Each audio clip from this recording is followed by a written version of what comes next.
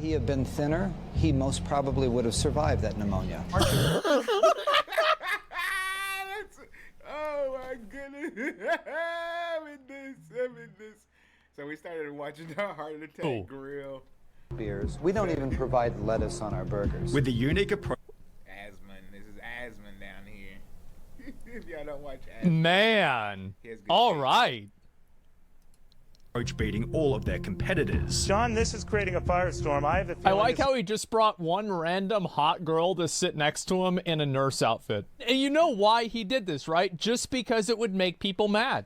And I bet it worked. You wanted. Well, I can't say that I don't enjoy the publicity. It definitely does pack the seats in the restaurant. We've been so lucky as of recently, our web traffic exceeds McDonald's.com. After noticing that media stories help the business grow, that attempt to set the Guinness World Record for the world's unhealthiest burger, achieving such with the 9,982 calorie quadruple bypass burger, although this Bro, I don't even eat that in a day. What the fuck? gluttonous piece of food will be served with a side of tragedy. The Heart Attack Grill had introduced a spokesperson named Blair River, who at 6'8", 570 pounds appeared in all of the restaurant's ads. I'm up another few. Let me guess. He died? Yes, he died. I wonder. I bet he dies, guys. I can guarantee you I bet he fucking dies. Inches. Who needs these old pants? I could eat for free. In a 2011 news report, Blair talked about feeling incredibly healthy. This is good stuff. Everyone should be modern sized like myself. However, he Modern passed away size. before the interview even aired. Sadly, we now know how long that was. Blair died last week at the age of 29. His family says the cause of death was pneumonia. Even in death, the Heart Attack Grill maintained that Yep, that's what happens. Guys, it's not healthy to be 570 pounds. That's right. It's bad for you. their brutally honest branding. Had he have been thinner, he most probably would have survived that pneumonia.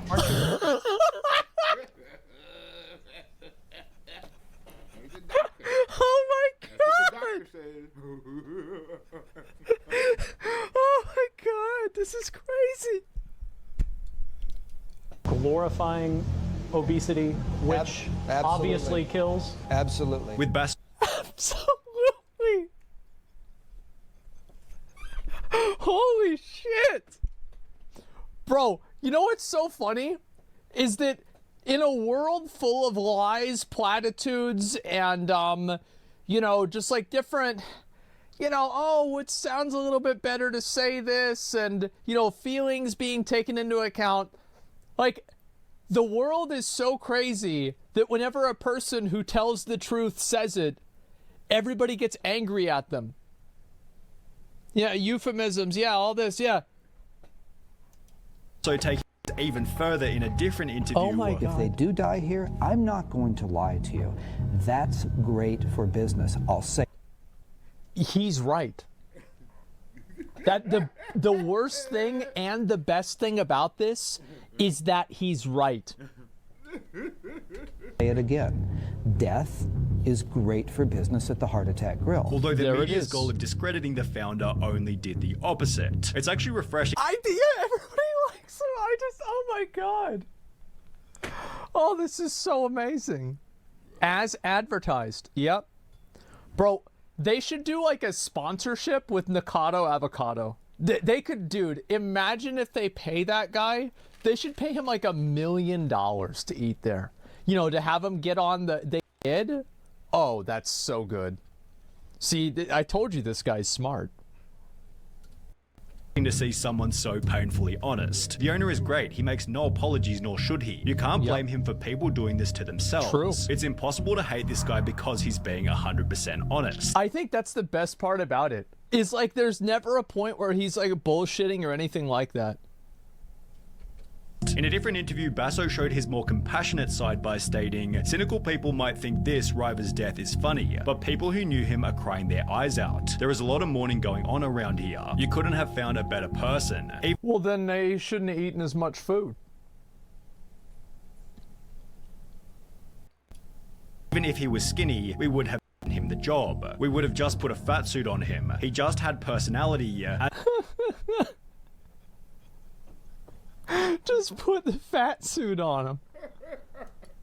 As did the restaurant's next spokesperson, Ernie Hart, who wouldn't last long either, although for a slightly different reason. In Why is October that? 2011, Basso moved the restaurant to the land of indulgence, pleasure, and poor short-term choices, Las Vegas. No, I The thought, new and I thought I was improved going to say veganism.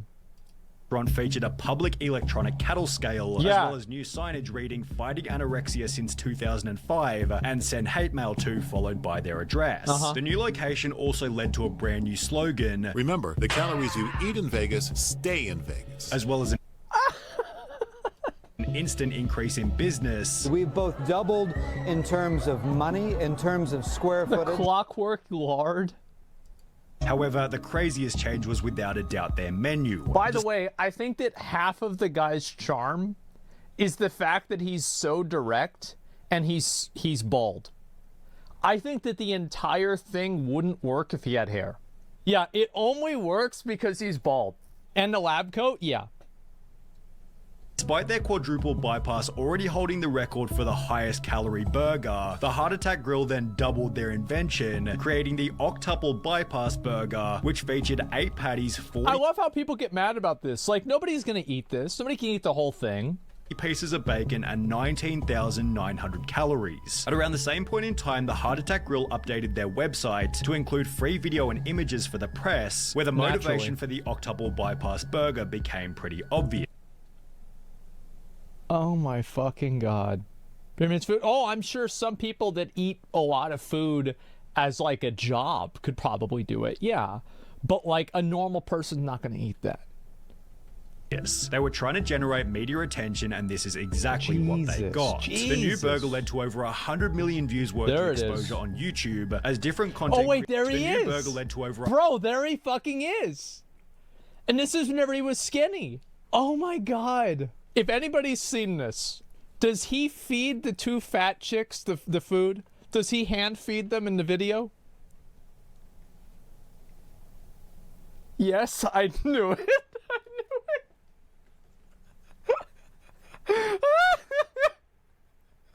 Oh, I just fucking knew it. 100 million views worth of exposure on YouTube, as different content creators visited the restaurant to see if they could eat it. Those who could, such as Matt Stoney, were given a ride out of the restaurant in a novelty wheelchair, although there were others who were forced to leave in an ambulance. A customer at the Heart Attack Grill was rushed to the hospital after eating a sandwich called the Triple Bypass Burger. In February 2012, an article was published titled "Man Has Heart Attack While Eating at the Heart Attack Grill," which is followed by another article only 2 months later reading, "Heart Attack Grill lives up to its name again this week when a woman collapsed in their Las Vegas restaurant. This marks the second person to fall victim to their horrifically caloric food in less than a year." I love the word victim. How could they... Bro, this guy's out there with a net. It's like an extra large net. And he's like trying to catch these fat people like butterflies. And he's like, all right, come on in here. Let's go, Porky. Yep, load him up. Load him up. Oh my God, man. I love how like people like this, they really go to show how absolutely fucking ridiculous people are. That these people are actually a victim. Get the fuck out of here. The Heart Attack Grill responding in the most brand appropriate way, by bragging about it on their website. 3 people died here. Oh my God. 2 ambulance departures in less than 60 days left an indelible mark on the Heart Attack Grill's public image. Yeah. Dr. John delivered a clear message to the media that such tragedies shall inevitably continue due to having clientele which he refers to as being the avant-garde of nutritional risk takers. That's one way to say Heart it. attack pad my wallet with money? Absolutely. Did I enjoy that? Wait. Wallet with money. Of nutritional risk takers. Did that heart attack pad my wallet with money? Absolutely. Did I... Jesus Christ. As I said, man, it just wouldn't be the same if he wasn't bald. Him being bald, just, it's so perfect. I enjoy that. Absolutely. Although this is still nothing compared to what would happen 1 year later. The Heart Attack Grill had a new unofficial spokesperson named John Alleman, who was recognized as the restaurant's most loyal customer. He never missed a day, even on Christmas, Basso said. People just loved him. He connected with people in a real way, although... So he never missed a day. I know how this story ends. Yeah, probably with another advertisement. All of this changed on the 11th of February 2013. Yep. After chowing down on his daily feed at the grill, John Alleman suffered a heart attack and died while waiting for the bus at the front of the store. This led to Basso's It's probably the heat outside. craziest PR stunt to date, They'll say it's grotesque. They'll say, they will. how can you keep the man's cremation here? with Basso keeping the cremation inside the restaurant as he wants you to know his food kills so that maybe you'll stop eating junk. And the best thing about it is that it doesn't matter what he does because stupid people will go there and eat the food anyway. It's actually one of the best social experiments ever. You can literally have a dead person be like, we did this. And then somebody's like, yeah, but I'm special, so it won't happen to me. Let me get 3. Yeah, natural selection, yeah. This man is willing to sacrifice his reputation and maybe even his humanity to try and make the world a healthier place. I respect him for it. Exactly, right? And that's what I was saying, right? Is that every supervillain is the hero of their own story. Think about that.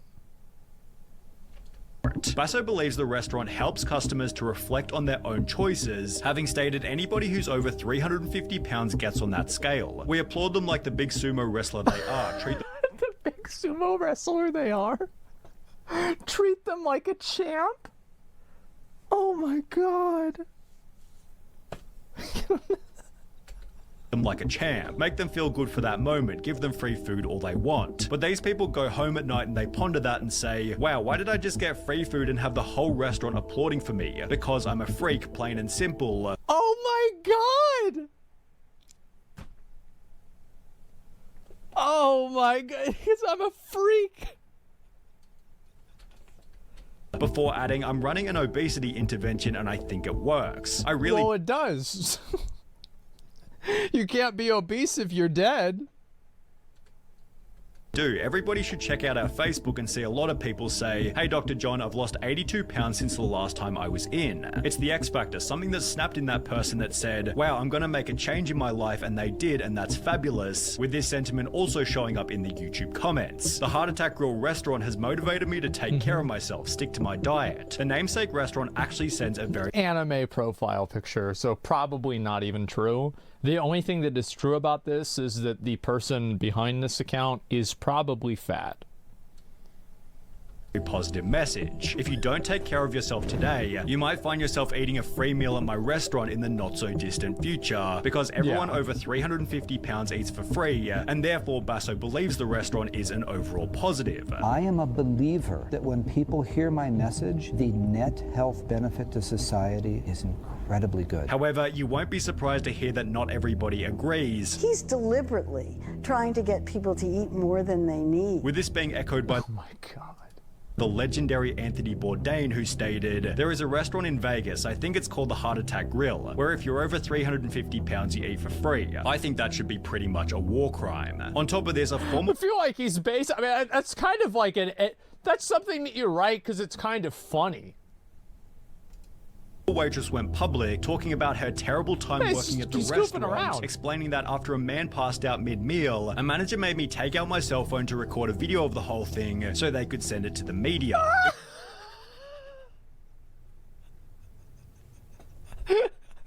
Oh my god. Holy paste, yeah, bro, like that manager? Yeah, he's the lead manager now. It was on a Friday afternoon, and he hoped it would make the news so they could have a busy weekend. On the opposite end of the spectrum, a different waitress stated this. I've been here 11 years. I enjoy this way too much. So the experience clearly depends on which person you ask. In a different instance, the PCRM sent a letter to Basso asking him to declare moral bankruptcy and close the Heart Attack Grill. I love how, like, yeah, there's like this is declare moral bankruptcy and close the business. The Physicians Committee for Responsible Medicine. What a great use of their time. You know, I bet they all felt really good doing that. And they went home that day, they're like, yeah, I really improved the world today. A grill. However, given the restaurant earned $5.5 million in revenue last year, it seems obvious that Dr. John Basso and the Heart Attack Grill won't be going anywhere anytime soon. Oh my $5 million. There it is. Basso's marketing is definitely genius. He's not glorifying obesity. He's glorifying honesty. Basso is the definition of lawful evil. The man's food is harming and killing people, but nobody is forcing the people to walk into the restaurant. Fast food companies have been doing this for decades. Suddenly, this guy is at fault for telling the truth. The only difference between this guy and a big fast food CEO is that he's brutally honest. He could be cleaner. He couldn't be clearer about how bad his product is for your health. True, absolutely. Basso is a brutally honest person, and he's right about everything. I want to check this place out now, just for the novelty. Oh, we have our next victim right here. Isn't that cute?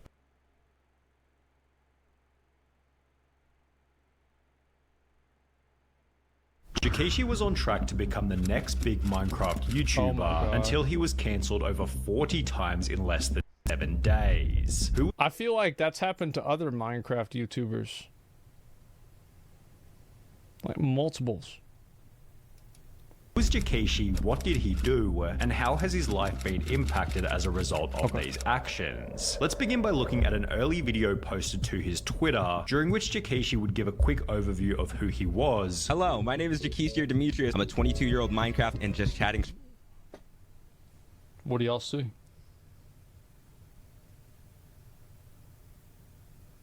What do you see?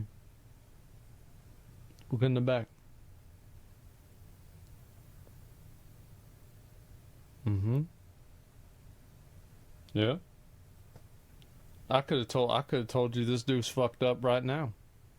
We're 20 seconds into the video, I tell you this dude something wrong in this fucking head. Streamer, and I've been streaming for like 7 years. My favorite part about streaming is the fact that I get to meet awesome people and make amazing friends. There were definitely some elements of weird in this introductory video, such as him calling himself a cat boy. It's time for my lore. I'm a cat boy. While showing his cat ear collection before stating this. I can meow if you want. But for the most part, this video was fairly innocent, with his solid reputation. Yeah, no, I mean, like, I mean, it's a bit cringe, sure, but, like, it's not a big deal. Should I wear my cat ears for the video? No, I'm not, because that'd be fucking weird. Stop. Like, yeah, brave and stunning. Yeah, I did it too. I did it too. The thing is, like, it's not about doing it. It's about how you do it.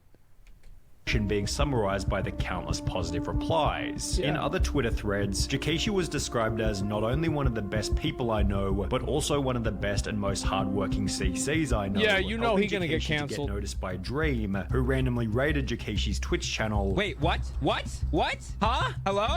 What? There's no way. Wait, yo, what the Oh, what? he's got the cat ears Welcome on. everybody. What the?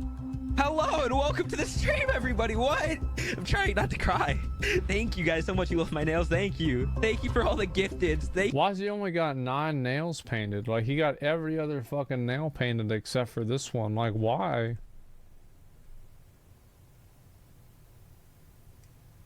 But why he got...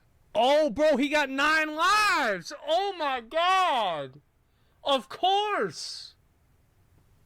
Holy shit! Oh, you figured it out.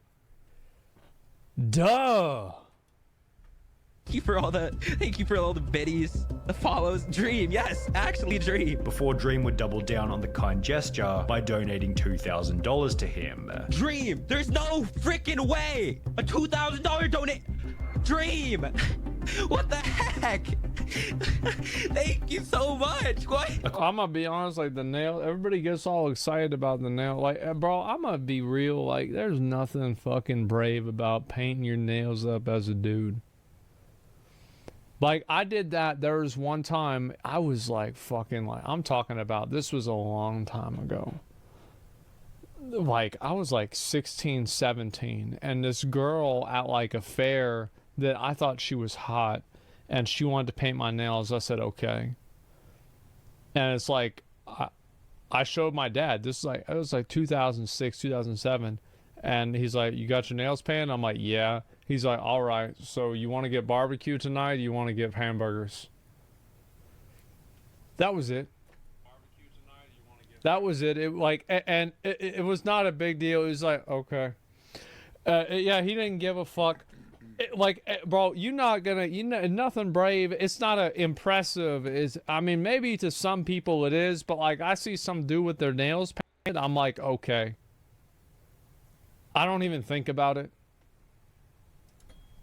According to a former friend by the name of Pocket, Jikishi was an extremely hard worker and therefore deserved the recognition. Jikishi was somebody who always worked hard, you know? He never gave up, he kept things pushing when his support wasn't there, and this is just well-deserved, man. I'm just super happy for you, so congratulations, Jikishi. And to the credit of Jikishi, he was extremely grateful for the shout-out, posting on Twitter, okay. Invest in Jikishi stonks right now, thank you, dream was taken, you and your community are amazing, which received replies of further praise such as, you deserve it, you seem so chill. After being rated by Dream, Jikishi's Twitch viewership exploded. Jikishi was getting like 30 to 60 viewers per stream. This is game changing. Now he's getting a couple hundred. While almost every single tweet he'd post began to receive between 100 and a couple thousand likes. And he's getting like thousands of likes per tweet now, like 1,000 to 2,000, which is insane, bro, like just overnight. Additionally, his follower counts grew to 57,000 on Twitch, 27,000 on TikTok, 7,000 on YouTube, and more than 10,000 on Twitter, with this growth being highlighted in a tweet reading, I'm still so shocked that I went from like 1.5k-ish to 11.5k-ish in like 4 days. You guys are bonkers, which once again prompted reply after I'm gonna be real, like anytime that I see somebody that gets like super fucking fixated about how many numbers they are,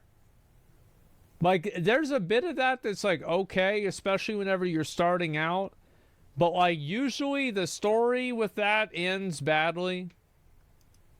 Reply of people reiterating just how much he deserved the growth. However, Jikishi's biggest success would come 4 months after these tweets when he'd announced on the 24th of October 2021 that he'd been invited by Dream to join his SMP. What's this? I'm one of the newest members of Dream SMP. Can't wait to make new friends and great memories. Wow. The reason this post received over 26,000 likes and hundreds of positive comments was because being invited to the Dream SMP was like winning the lottery for Minecraft content creators. For example, yeah, that's where all the cool people were. Tommy Innit gained 8 million subscribers in the 12 months after he joined the Dream SMP, while almost every other member has. I always thought Tommy Innit was funny. It's maybe like I think a lot of these guys are funny. They're not that bad.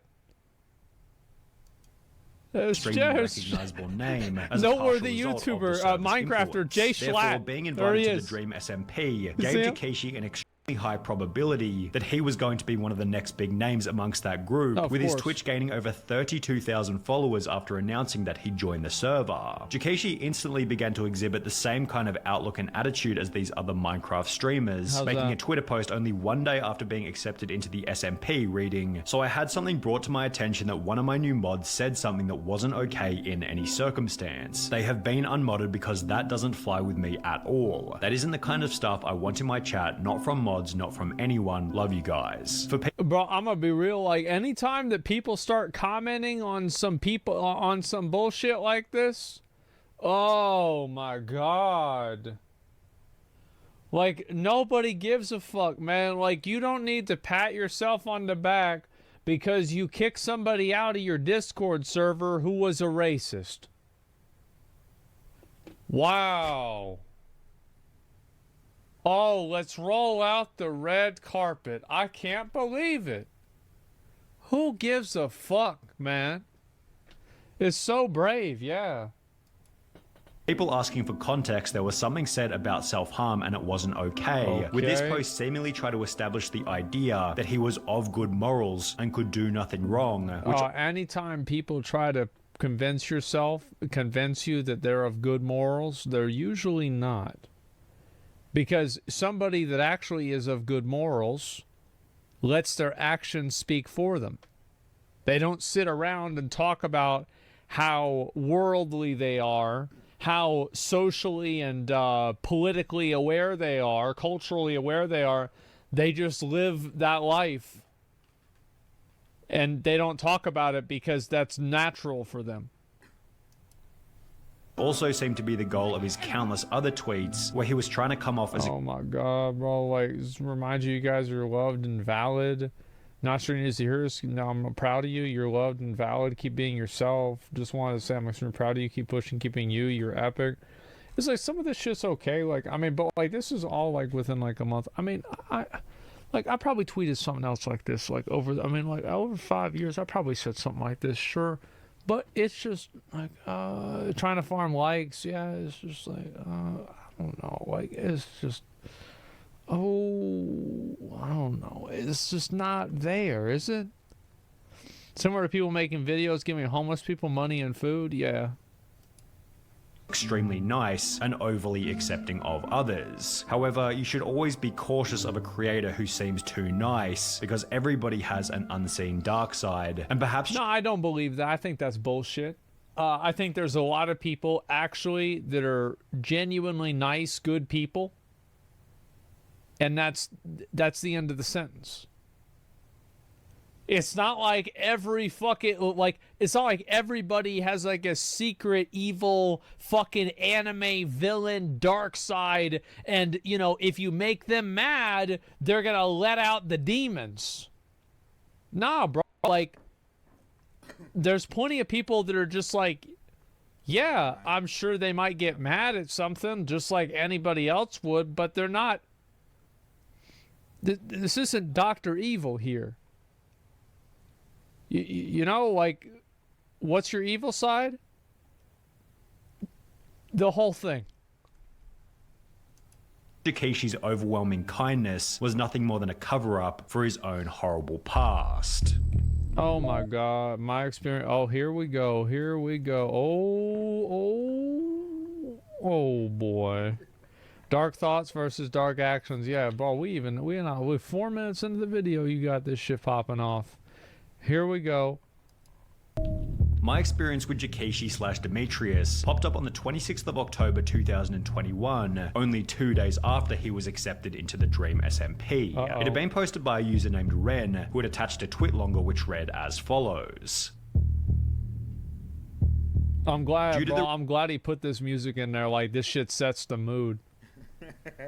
Recent event of him joining a considerably large content creator group and gaining exponentially more exposure, I feel like it's my responsibility to bring this to light in order to prevent this person from taking advantage of more young girls. The TwitLonger then explained that the two had begun talking when she was 14, Jikeshi was 18 or 19, and that things had gotten heated in the chat pretty quickly. The two had joked about sending pictures to each other, which they would eventually do, and had also talked about meeting up, quote, Well, look at this, bro, like, he sent me his dick and asked for titty pictures, which I agreed to, as well as him paying me, bro, like, well, what are you doing, giving... Oh my god, just search big boob on Google and get 2 billion results. What is wrong with you, man? Like, here, let me give y'all a fucking bit of advice. And this is not necessarily true with everybody, but here's something that I've learned, is that if a girl wants to send you nudes, you won't have to ask.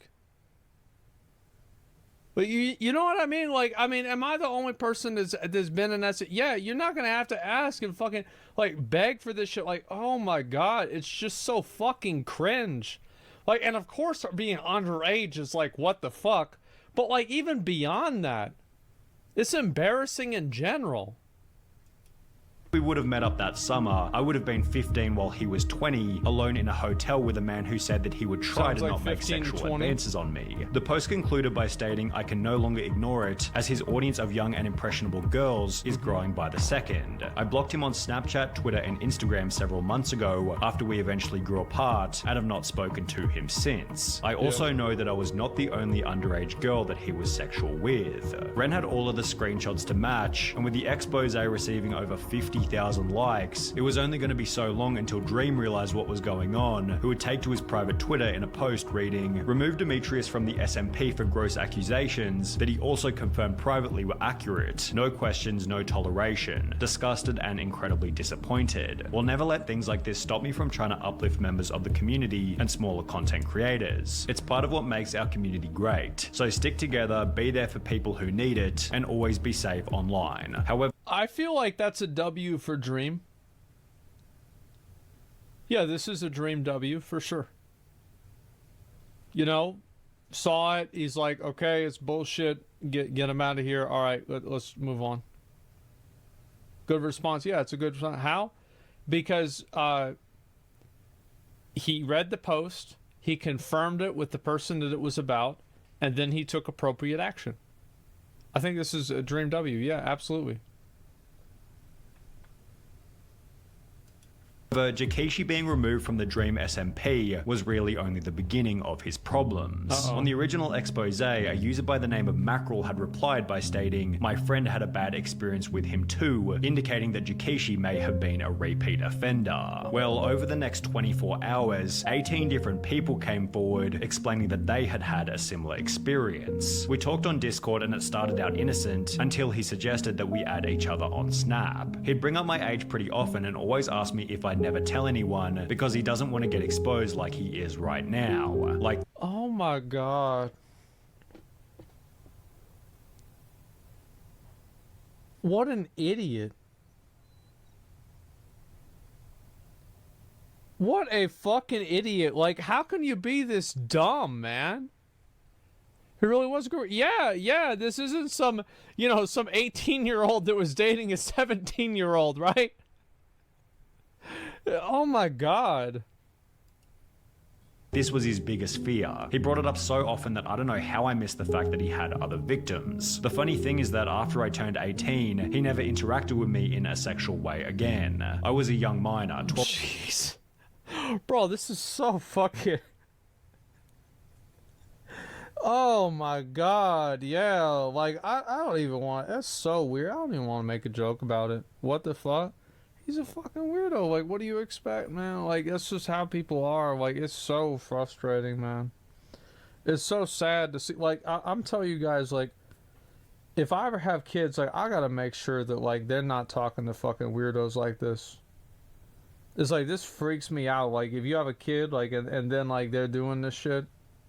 Because, like, they don't know any better. Like, they don't know what the fuck's going on, right? Like, that's... Oh, my God. Oh, keep them off the internet? No, you can't keep a kid off the internet, but, like, you can have a little bit of fucking... A little bit of common sense, you know? 12 to 14, not saying specific age. I told him I wasn't comfortable with those jokes and how he needed to stop. He never stopped. He continued. I didn't want to completely cut connections with him because I trusted him. He was my best friend and I didn't want to lose the person I enjoyed talking to. We were 11/12. We lied about our age and said I was 13. We were on a Discord server with Jackeshi. We ended up DMing each other because of a mutual friend and became pretty good friends. At first he seemed nice and we had a pretty normal relationship, but about a month or so in, it became very weird. He would ask to call us constantly even when I said no, and make NSFW jokes to us even when we said we were uncomfortable. By the following day, the count of allegations had reached 30, and by the end of the week, approximately 41 people had come forward, all of which citing a very similar experience. Jackeshi's bizarre post from earlier, requesting that his fans apply to be his children, had suddenly aged incredibly poorly, to the extent that he didn't even try to issue any kind of apology, and instead simply disappeared from the internet. His Twitch channel was terminated for breaking terms of service, while he deleted every single video from his YouTube channel. His TikTok was deleted, his Instagram was erased, and even his merch store was taken down completely. The only piece of remaining Jackeshi social media is his Twitter, which sits vacant following his final tweet of nothing more than the word Minecraft with a smiley face. So where is he now? Jackeshi was smart enough to never give out his surname, possibly because he knew he might end up in this situation, and result, there's very little info on what ended up happening to him. There are Reddit threads such as this one questioning whatever happened to Jackeshi after the drama, although besides from some people hoping that he ended up in prison, the only information we have is, for all we know, he disappeared.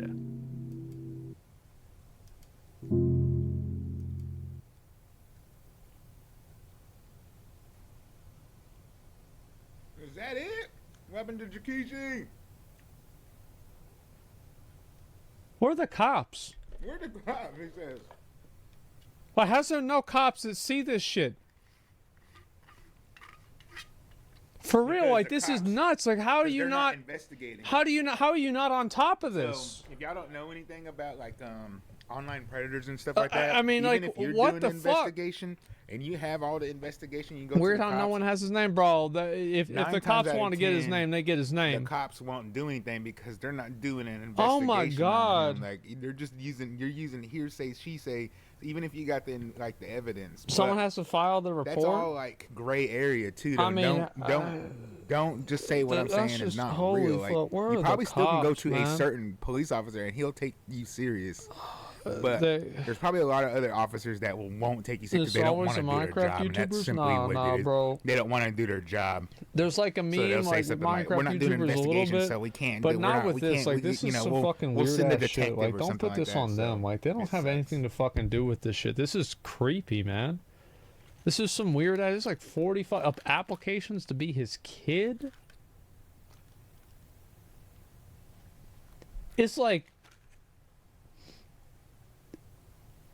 It's like about here. I'm like, bro, I think I want off this ride, and then it just kept going.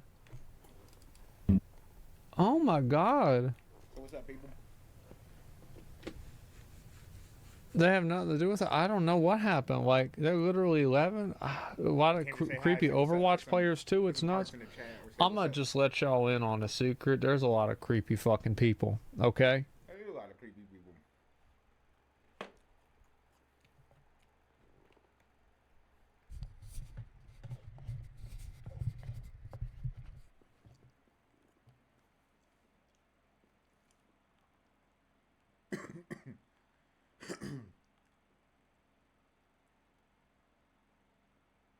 In this video, I'm going to expose 4 nasty tricks that Human Resources uses to cheat their employees out of money, rights, and their jobs. AK-50. All right, we'll watch some Kent Rollins and we'll get to playing some games. I'm gonna play some Rainbow Six. We're gonna watch some Mr. Kent.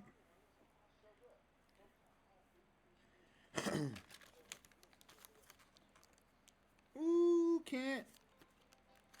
Ooh, Mr. Kent, that sounds good, boy.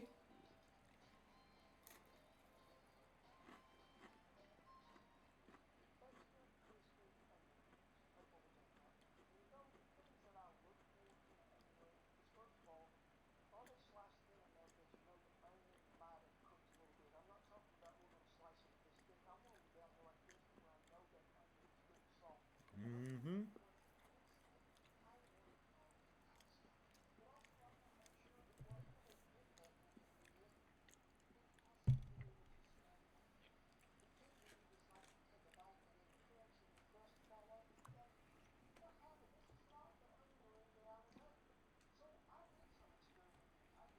He did.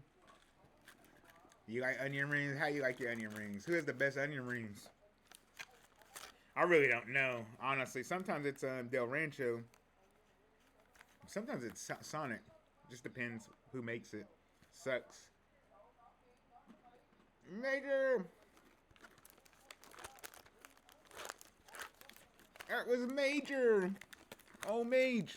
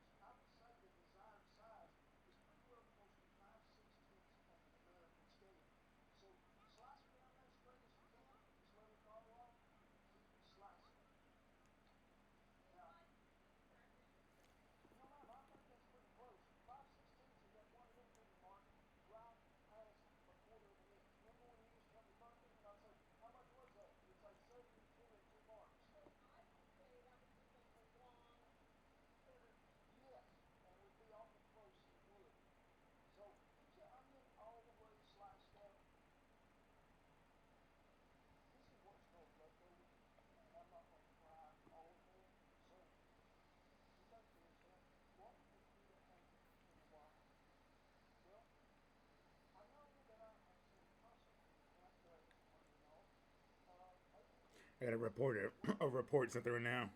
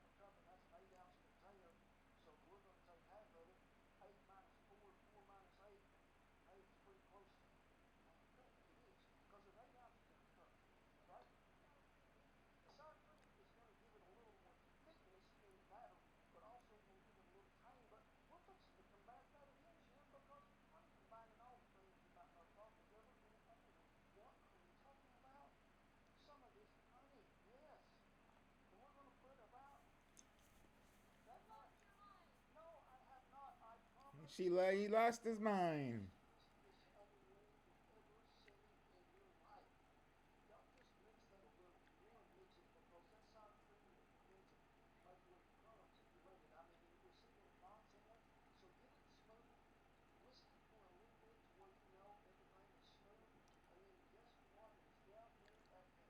It's one of my favorite ingredients. Rice Krispies? No. Oh, no, it is panko. Folks, we are going to cover the spectrum to give you that extra crispy crunch on the outside. So let's get some oil to heating. Well, the oil is preheating. I need you to preheat it to 375 degrees. And Sham's always telling me, well, what kind of oil did you use? First of all, I'm going to tell you what I didn't use. I didn't use Trop Arctic. I didn't use Pennzoil. I didn't use WD-40. Today, I am using peanut oil. Now, if you or someone you know that's going to eat these has a peanut allergy, get a good high temp oil because we need to run at 375 degrees. Get it preheated. Now, to start out with, I would say the best tool to use for this is the fork. Just drop her in the wet, make sure that it's coated really well, put it over here in the dry, and just take your hands and make sure that everybody has got some good flour and seasoning on them. With the fork, you're back in here again. You are. One more time right here. Shake the excess flour off. Back in the wet it goes one more time and into the panko. Now, we have panko in the bottom of that bowl, but I also like to keep a little in here to where you can sprinkle it around. And then I just need you to give it a little mashing to where everybody is covered really well. That is what you call an extra crispy onion ring done right the cowboy way.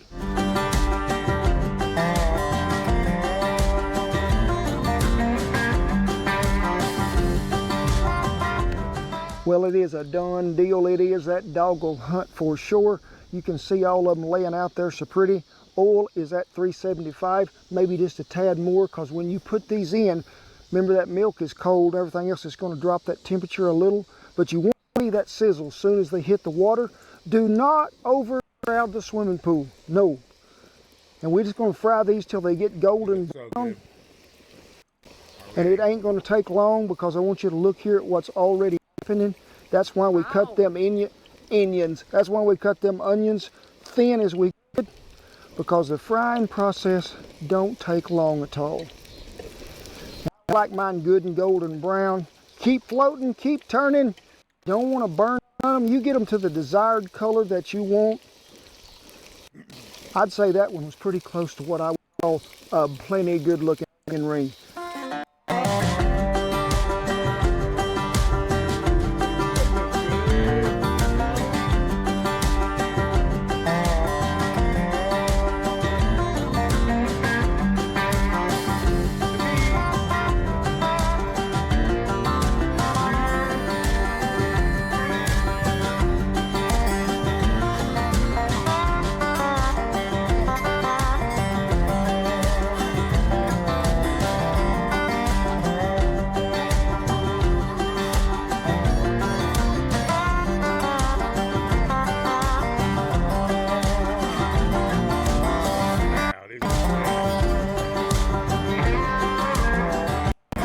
Lord have mercy. I'm telling you, folks, no more pulling up to the button where you push it and say, I'd like to order some onion rings. No.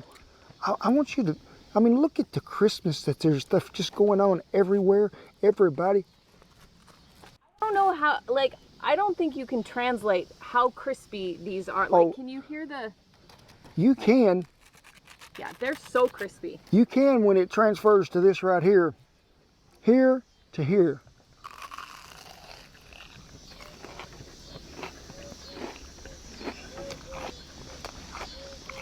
You have to hang on, Shane, because I'm going to enjoy this. I am. Best onion ring I ever eaten in my life. That crunch. And see what I'm talking about? Onion. Let's see how you cut the onion.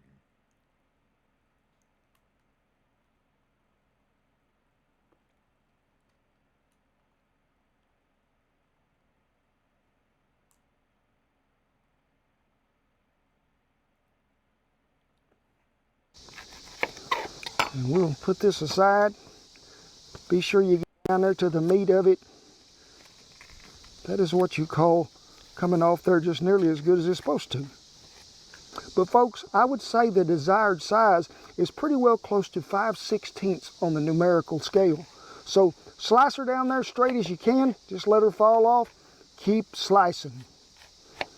Is Now, 5/16 correct, or are you just joking? no, ma'am, I think that's pretty close. 5/16 is that one little bitty mark right past 1/4 inch. Remember when you used to help me carpenter and I'd say, how much was that? And you'd say 72 and 2 marks. So I would say that was just like a long 1/4 inch. Yes, that would be awful close, it would. So get your onion all the way sliced up. This is what you call the leftover, and I'm not going to fry all of them. So you think to yourself, what could eat an onion in the wild? Well, I know that I have seen possums in camp dragging some onion off. Maybe it'll keep the skunks away, and who knows, maybe it'll keep the ticks out of camp. So we'll give it back to Mother Nature. It'll make what you call it? Compost, it will. 1 1/2 cups of all-purpose flour. To that, original seasoning. How about, I'm even going to measure for y'all today because people say, he don't never measure. We don't know what it is. 1, and we're going to call a 1/2 tablespoon, okay? Then we're going to put some baking powder in here, which is about 2 teaspoons, which is pretty close to that. Then we're going to take some smoked paprika, which is about that much, and some coarse ground black pepper. Batman's butler, Alfred Pennyworth, destroyed Superman in a fistfight. The last son of Krypton is taking on some of the toughest, meanest, and most powerful enemies the DC Universe has to offer, but was beaten by Batman's butler? That's right.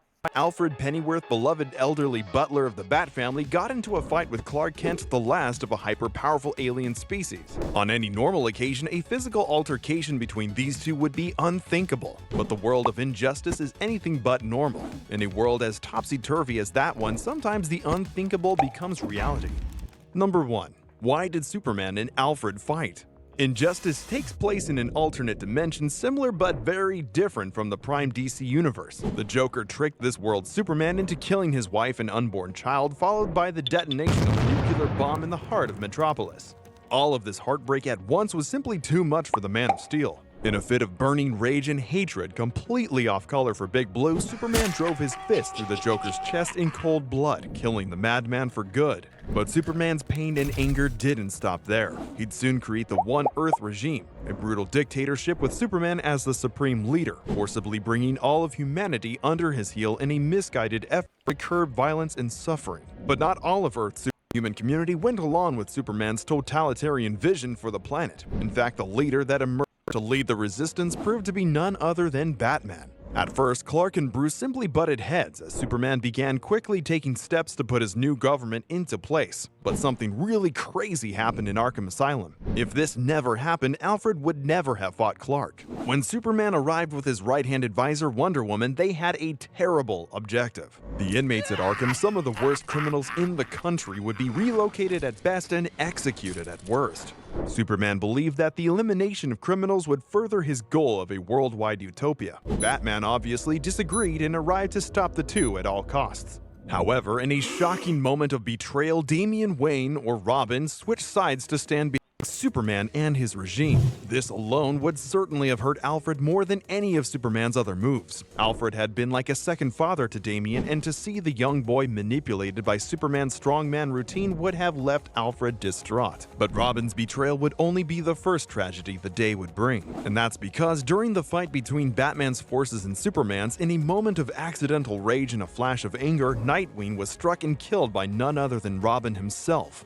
The sudden death of one of Earth's most empathetic and compassionate heroes would have been bad enough, but the demise of Batman's first son at the hands of his youngest was simply too much to bear. This moment raised the conflict to a new level. But more importantly, Alfred Pennyworth, the loving, caring surrogate parent to all those young men and women that Bruce brought into his life of vigilantism over the years, lost two sons that day.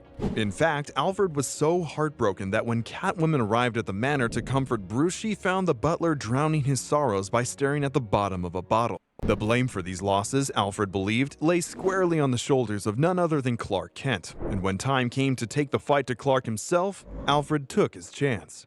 And when the time comes for you to hit something, be sure to hit like and subscribe with notifications on. Number 2. When did Superman and Alfred fight? The conflict between Superman's New World Order and Batman's rebellion reached a fever pitch with the development of a Kryptonian super drug.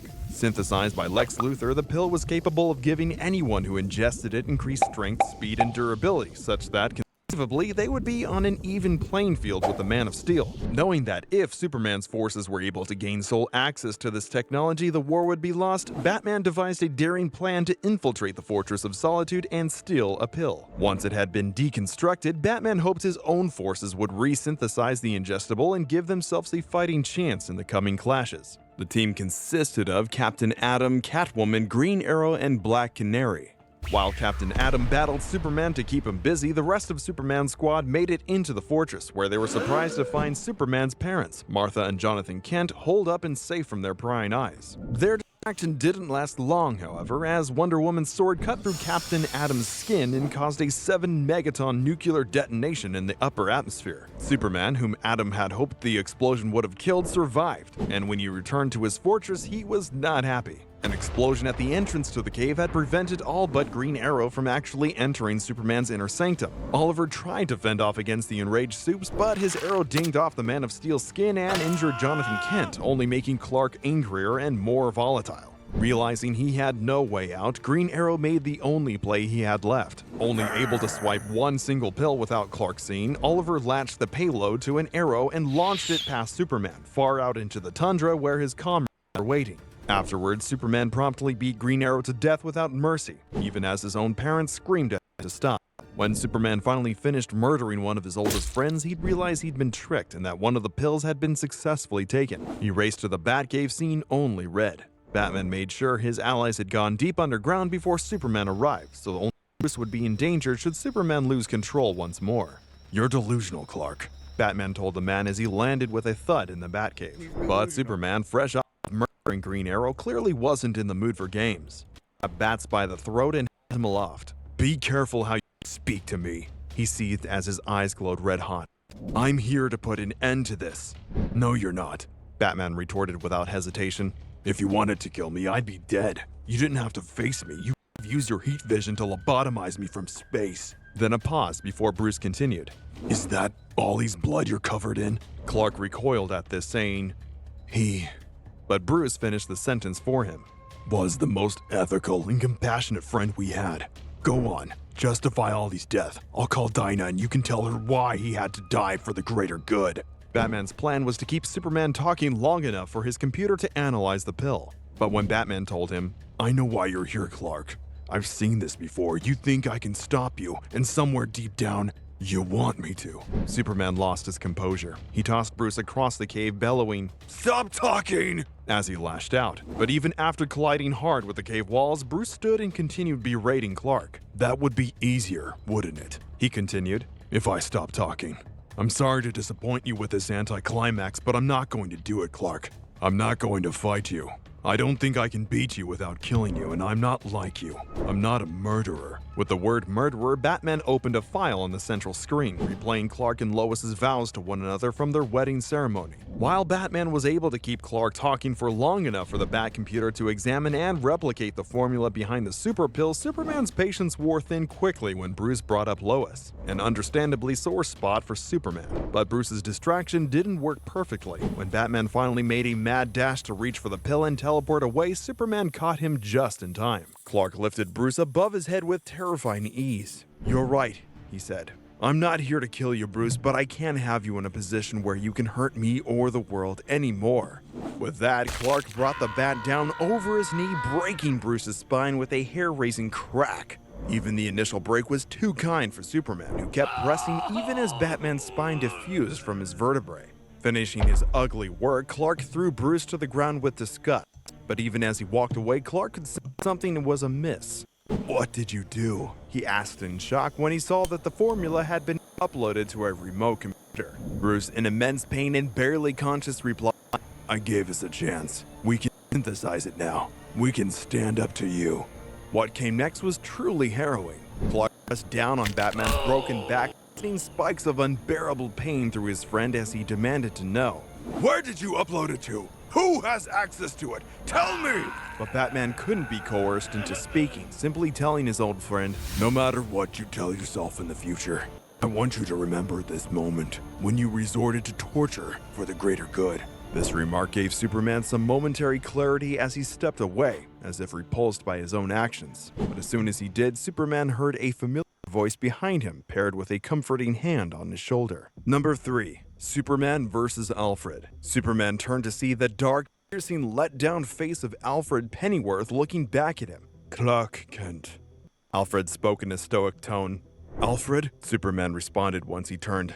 But the surprise of being confronted by Bruce's butler blinded Clark to the real danger staring him straight in the face. The super pill that Batman had been scanning was absent from the table, which meant that instead of the feeble old man, Clark was now facing a human being with powers on par with his own. Suddenly, without warning, Alfred Pennyworth thrusted his forehead into Superman's nose with such unexpected power that it took the Man of Steel completely by surprise. It's doubtful Superman has received a single hit as devastating as this in years, and that includes the nuclear blast he recently walked away from. On impact, Superman's nose exploded in blood from the force of the headbutt. Clark fell to the ground silently, nearly losing consciousness as Alfred stood over him, fist balled ready for more. I'm so disappointed in you, the butler said matter-of-factly as he approached for another walloping. No more, Alfred demanded as his super-powered foot rocketed into Superman's chin, sending Kryptonian blood scattering across the floor of the Batcave. Do you hear me? He asked as his fist sent Clark's head glancing with a sickening crack into the stone floor.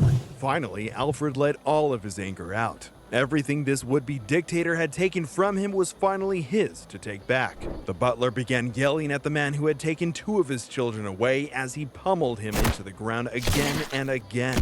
You don't get to hurt my family anymore! Alfred yelled, finally, blow after blow, sending Superman's skull crashing again and again into the ground. This was, in all honesty, one of the most one-sided beatings Superman may have ever taken. Alfred was able to take Clark so completely and totally by surprise that the last son of Krypton could do nothing but crumple to the floor and wait for the beating to be over. Finally, when Alfred determined Superman had had enough, he stepped out from over Clark's beaten, bloodied body.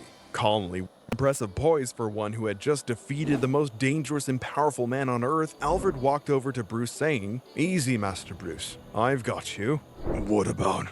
Bruce began to ask, but Alfred quieted him before he could finish his question, knowing that even though the blood oozing in his ears, Superman could still hear his words.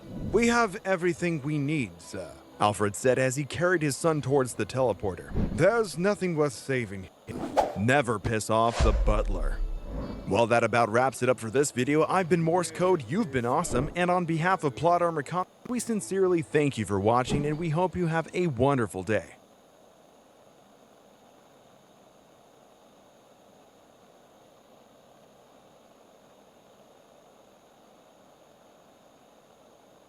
Hi.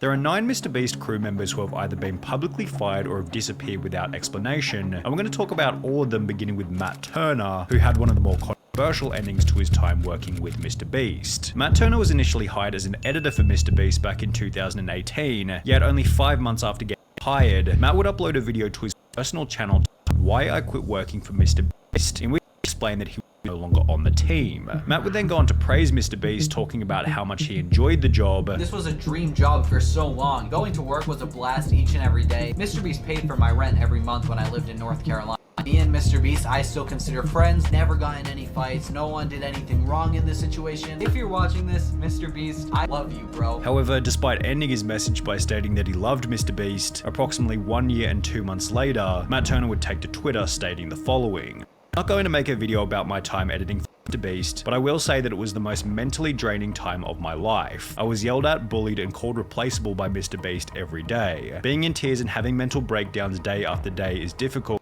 and after a while it became too much. After every editing mistake I made, I was made to feel like an absolute idiot." So that's a summary of almost every day on the team. That's what it was like to work for Mr. Beast, and that is why I don't work now. While Matt might have thought that his Mr. Beast call out would command a bunch of respect and sympathy, the opposite of this happened, and everyone instead began to stick up for Mr. Beast. I think people are jumping to conclusions with this Mr. Beast stuff. If the editor really was harassed like that, wouldn't he have spoken up soon? He's one of the most famous YouTubers, so been easy to start accusing him. I think the bullying is just over exaggerated. So basically, Mr. Beast's editor is a kid who hasn't experienced the real working world, so throws a tantrum and starts slamming Mr. Beast with unsupported allegations the moment it gets tough. Kids these days. Bruh, this was 1 year ago, why are you coming at him now? Keemstar would point out the most obvious flaw with Matt's Twitter thread. "I just find it very strange that he's coming out saying all this negative stuff about Mr. Beast when a year ago, when he actually left, he uploaded a video saying it was the greatest time of his life." Whilst others came forward stating that they had a great time working with Mr. Beast. "I've known Mr. Beast for over 3 years now, and I was helping him with graphics for the channel. I don't even have one experience of him being mean or disgruntled to me in any way. He was always very kind and very nice." Which was once again echoed by Keemstar. "I talked to one of his employees, and he seemed like he loved working for him, and Mr. Beast seemed like a really cool, genuine guy." Things became even worse for Matt after Mr. Beast had a phone call with Keemstar. "And what Mr. Beast told me is basically like when they fired him or whatever, they gave him $10,000 and they got him a job at SOAR." And shortly thereafter, Matt deleted the tweets and was even brave enough to claim that his Twitter been hacked. Despite basically being laughed off the internet, Matt Turner continues to upload van life videos, one of which including a pretty weak apology to Mr. Beast. "If anyone was offended by me saying that that wasn't the best experience, well then I do apologize." With the whole ordeal being summarized by YouTuber Prison Mate Luke. "What did you gain from it, really? A little bit of clout from the beginning. You destroyed any chance of you having an actual YouTube career, and all of those views went away immediately. And now you're just forever tainted with the fact that you're just the guy that lied about Mr. Beast." However, Matt Turner wasn't the only person to try and expose Mr. Beast before having it backfire terribly. Back in 2018, FlyDoesYT uploaded a video titled "My Experience Editing for Mr. Beast, Worst Week of My Life," in which he foolishly accused Mr. Beast of faking the content before going on to make the bizarre point that Mr. Beast didn't even appear in the videos. "When you make a YouTube video for your channel, you should, we'll go film your video without you. That's cool, yeah." The claims were so outrageous that Mr. Beast himself took to Twitter before stating, "If you think I'm faking my videos, then I'm a streamer to whom I gave hundreds of thousands of dollars when they get them. Go and ask somebody who got part of the $500,000 that I gave away this year when they got it. You will not find a person who said I did not give them money. These tweets were followed by Mr. Beast appearing on Drama Alert, where he'd explain the situation from his perspective. I paid for his plane ticket, his Uber, his hotel for a week, his Uber, and his plane ticket, which he made a 25-minute quote-unquote exposing video on me, but doesn't mention that I spent thousands of dollars getting him here, paid him $750 for like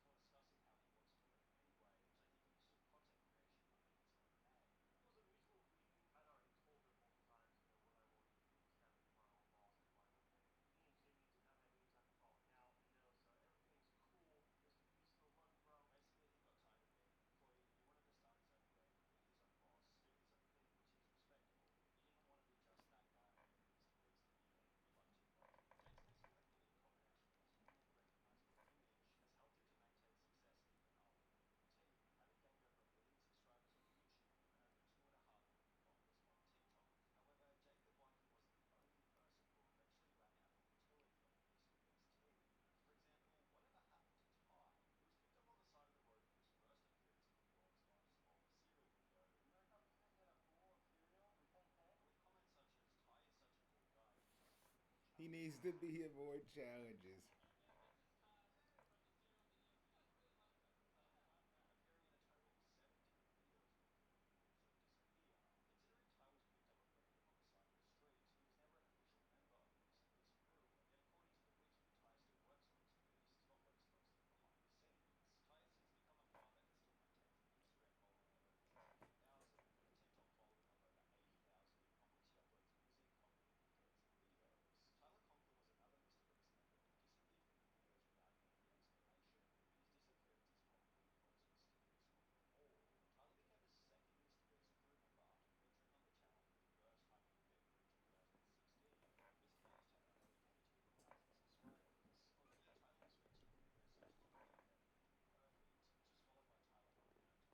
What happened to Tyler?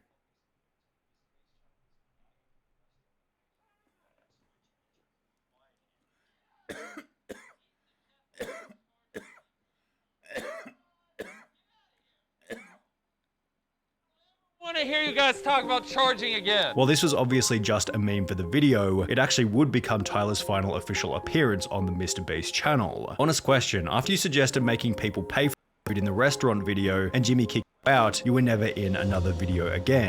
Did he fire you from being in more videos. Tyler did make a small cameo in Last to Leave the Circle Wins $500,000, as well as the Squid Game video where he apparently featured as one of the guards, and when you combine this information with his Instagram, on which he's often still seen with the crew, it's clear that Tyler hasn't been fired, but is rather working from behind the scenes. Garrett eventually met a similar fate. He was first introduced to the channel back in May 2018, after the team cut his car in half, and from that point onwards he was a semi-regular in the MrBeast videos. In mid-2020, Garrett abandoned the channel to help out MrBeast's brother. However, as Mr. Bro began to upload fewer and fewer videos, Garrett also began to disappear from the internet. According to a reply on his Instagram, Garrett helps with social media stuff now, although he hasn't uploaded a TikTok or Instagram photo with the MrBeast crew in over 2 years, and claims to be studying at the University of Alabama, which is over 2 states away from the MrBeast headquarters in North Carolina. Perhaps Garrett is still working with the crew from a distance, however, it does seem as though their relationship simply ran its course and eventually fizzled out. But what about Jake Weddle? He was another one of these guys who once featured in almost every MrBeast episode before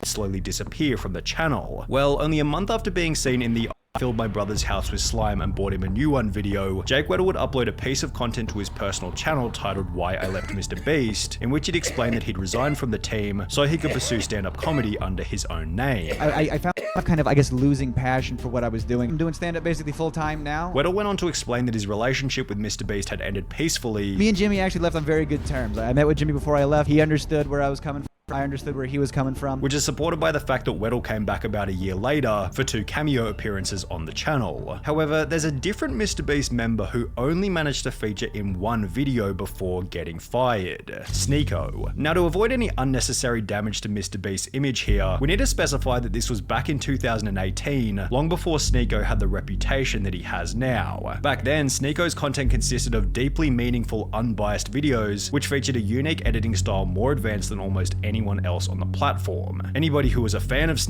at the time can vouch for how incredible his videos were, and with this in mind, it's really no wonder that MrBeast gave him a shot on the team. Sneako made his first appearance in the I Built a Working Car Using Only Legos video. However, as explained by another video uploaded to Sneako's personal channel titled The Most Important Lesson I Learned Working for MrBeast, his employment didn't last for very long. I started working for MrBeast 2 years ago. It didn't last long because I got caught up with my ego, and this was during a time when I wasn't uploading on YouTube at all. Sneako maintained a level of respect toward MrBeast even after leaving the team. However, the same can't be said for Marcus Pearson, who became the most controversial firing in MrBeast history. When Marcus was first introduced to the channel back in 2019, he quickly became a fan favorite. However, after being featured in the MrBeast Christmas special that very same year, Marcus stopped appearing in any of the videos. 5 months later in May 2020, a fan would ask on Marcus's TikTok, when you coming back to MrBeast challenges, to which he'd respond to ask him, implying that maybe Marcus had been left in the dark about his future involvement on the channel. Approximately 3 months later in August 2020, Marcus was officially removed from the team, although unlike most of the other MrBeast members, Marcus didn't leave peacefully.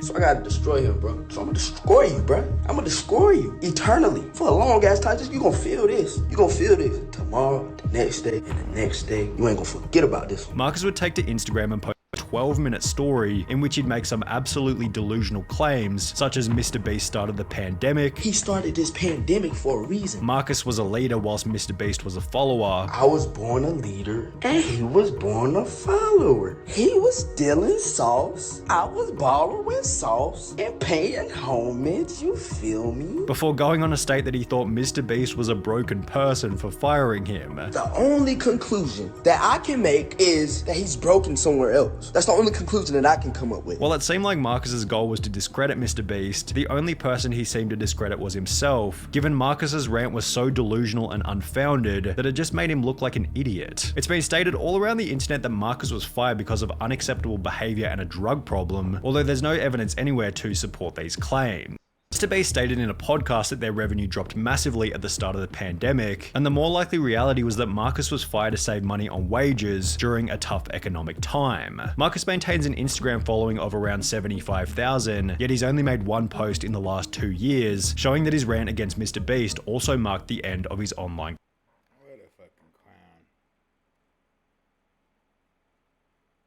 Welcome back to Movie Recaps. Today I will show you a comedy, fantasy, mystery film from 2009 titled Soul. Spoilers ahead. Watch out and take care.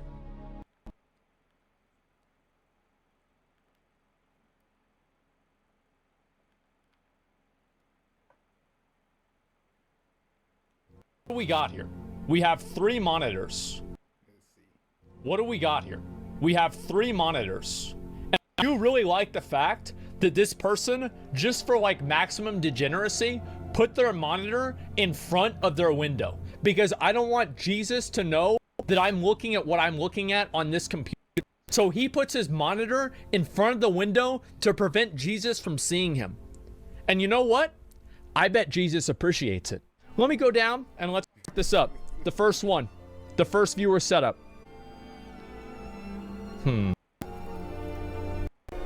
It's very, very basic. I kind of like this though. I mean, he's obviously watching my stream, so that's a plus right there. And yeah, I mean, he's got the, like, but why is everything pink though? Why is everything pink? I don't know about that, man. Like, that one is kind of odd. It's purple, not pink? Bro, like, look at that shit around the mouse pad. Is that pink or is that purple, guys? Like, tell me right now, is that pink or is that purple? That's fucking pink, okay? I'm like, that's fucking pink, 100%. Decent setup, not amazing, but it's a decent setup. Let me go to the next one. Wow. This guy spent all money on a curved monitor, and he can't afford anything else to put on his desk. And he's just got that random ass thing of that guy that being mad over there. Look at that. He's just got, I feel like this is decent though. Like, I always like setups that are, what do you call it? I like setups that are very basic. They're clean. There's not like anything crazy or weird about them. They're just very clean, well put together setups. This is a wooden desk, which is definitely a few steps down for me. I'm not a big fan of wooden desks, but overall, I like it. It's minimalist. Yeah, I like the minimalism of it. Definitely good. It could be a standing desk too. Oh, it is. I'm pretty sure it is. It can go up and down. The chair is decent too, even though it looks a little bit weird. Overall, I think this is up. I like it. And especially because he's watching my stream and he's also saying, wow, even though it's a widescreen monitor, which I do think is kind of scuffed. Hold on. Hold on.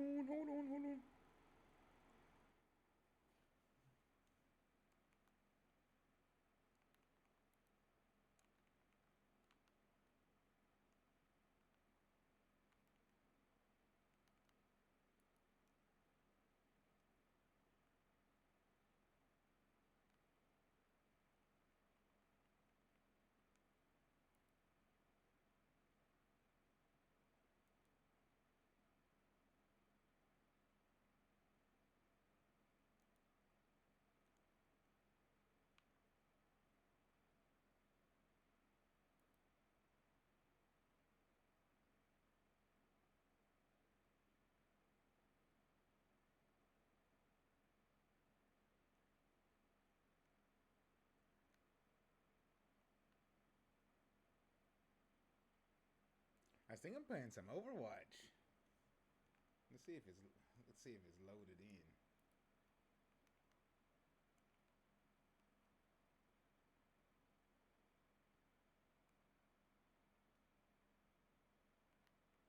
Let's see.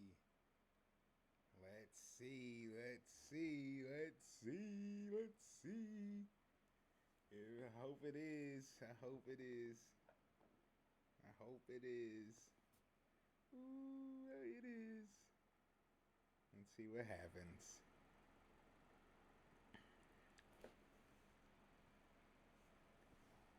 Let's see what happens. We playing some Overwatch.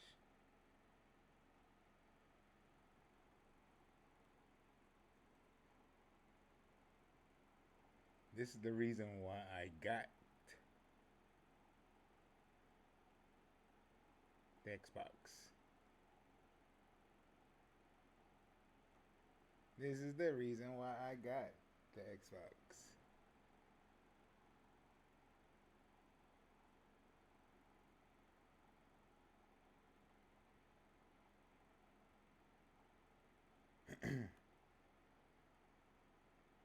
Ooh.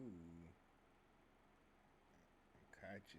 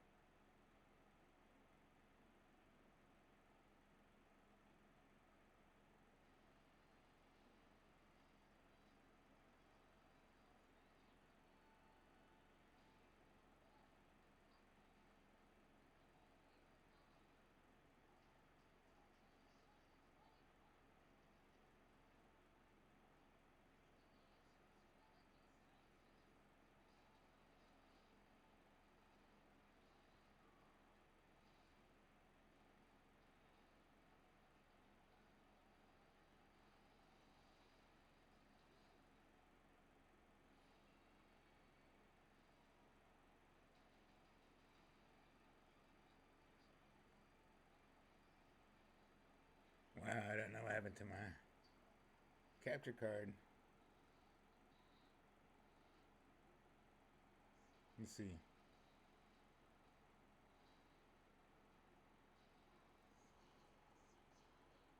Yeah, let's see that. Let's see what happens.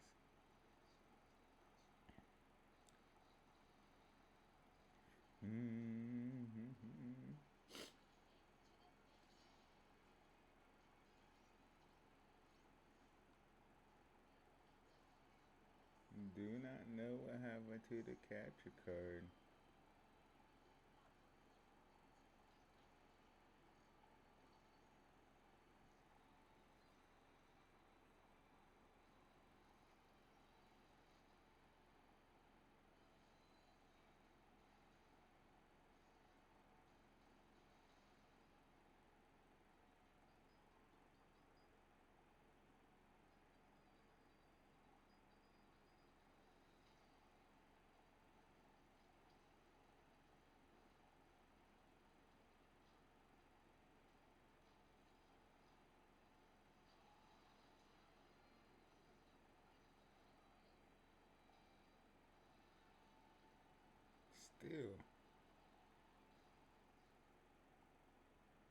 Still.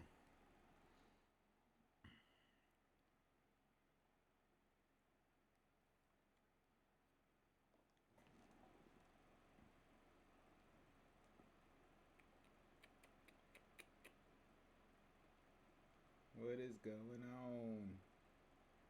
The capture card just goes kaput. And source.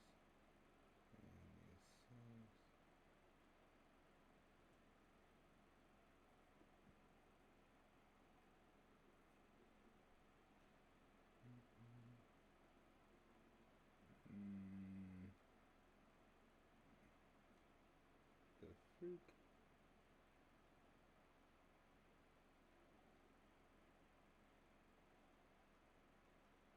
Something's wrong.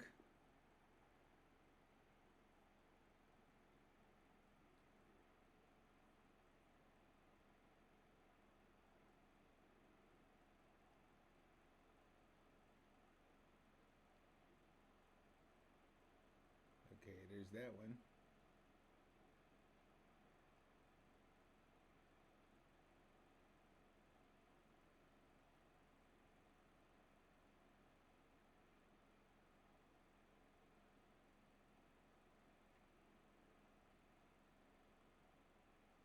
What is going on? Don't tell me it's the game. I think it's the game.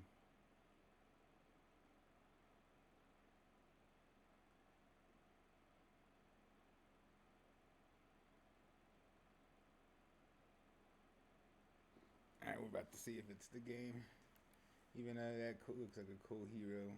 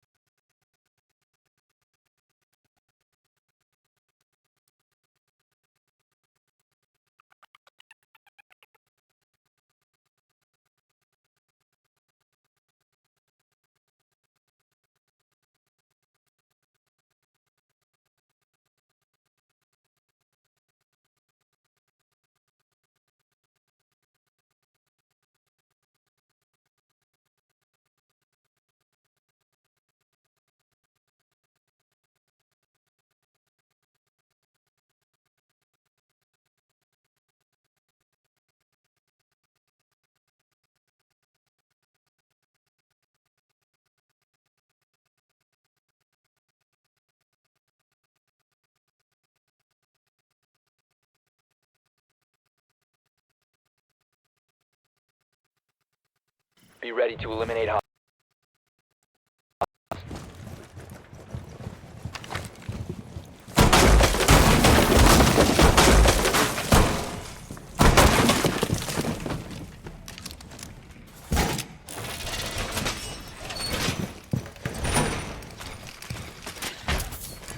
Seconds left. 5 seconds and counting. Nitro deployed. Op 4 has located the biohazard container. Reloading!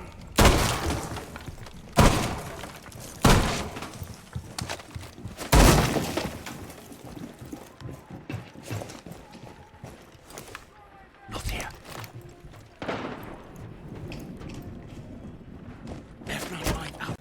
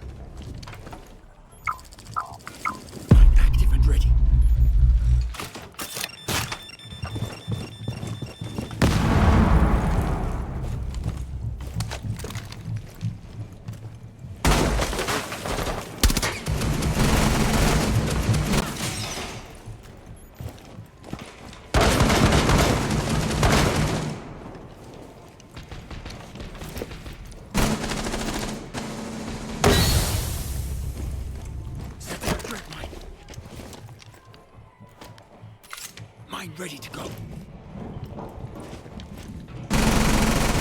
Magazine. Offline. Dreadmine prime.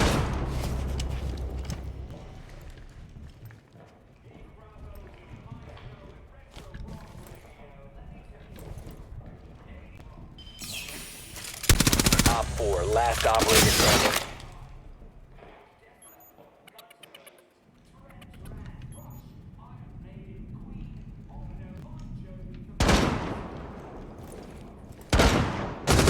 Friendly remaining.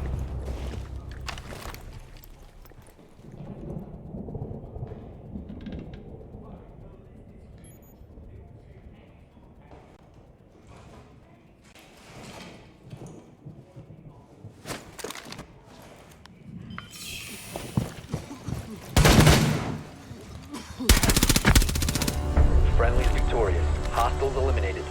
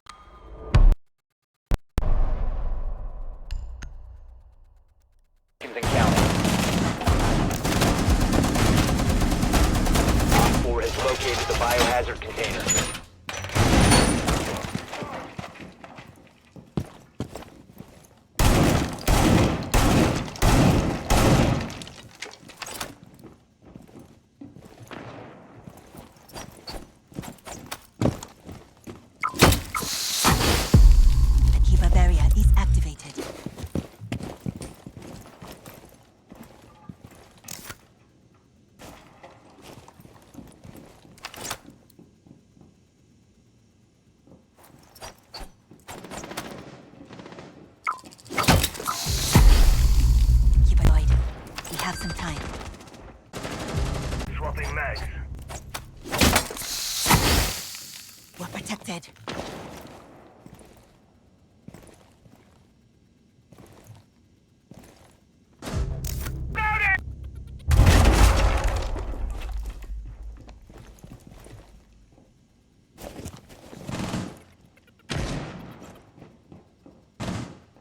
They've ceased attempting to secure the container.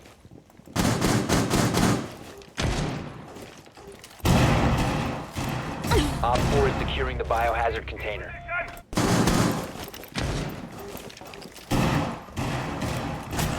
Prevent further access to the biohazard container.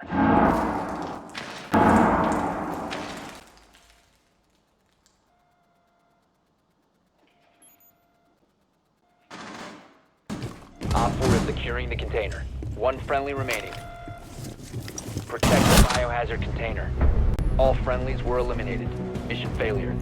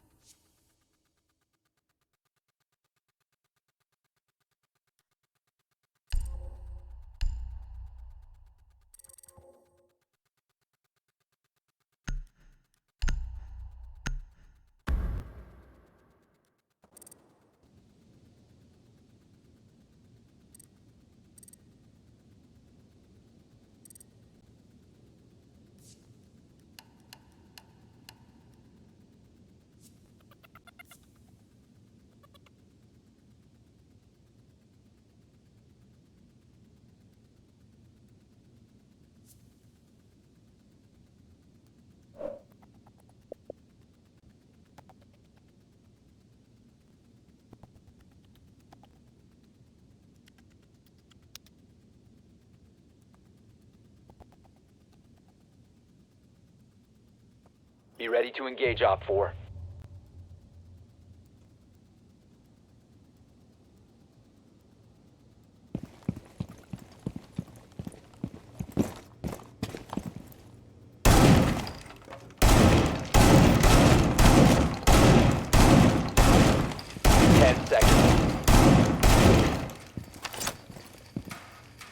Five seconds left.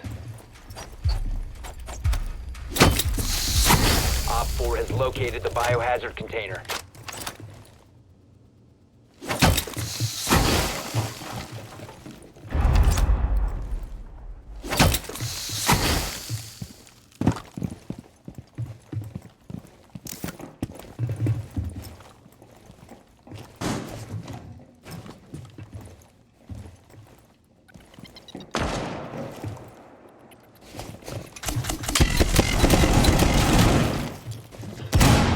They've ceased attempting to secure the container.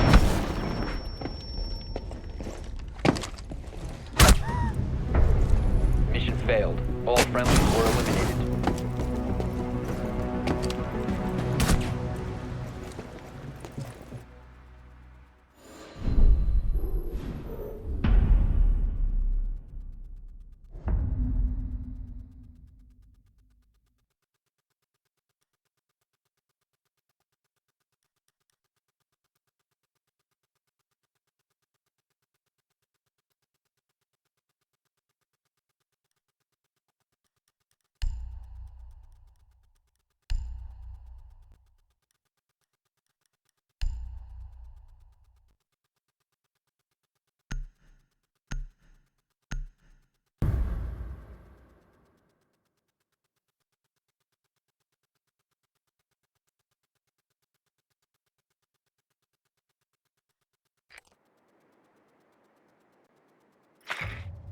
Friendly drone deployed.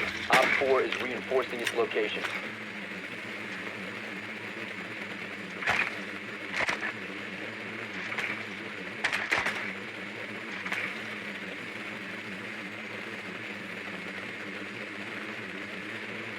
Ten seconds to insertion. 5 seconds to go. Proceed to the biohazard container and secure it.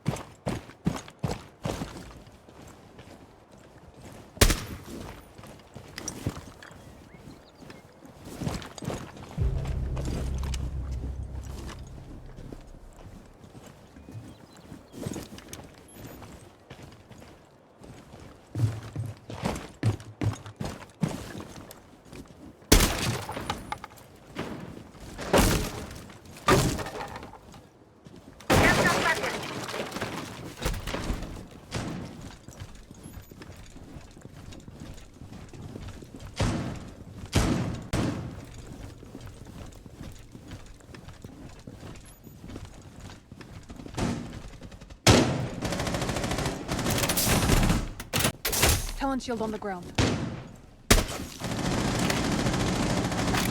Loading new mag! Remove.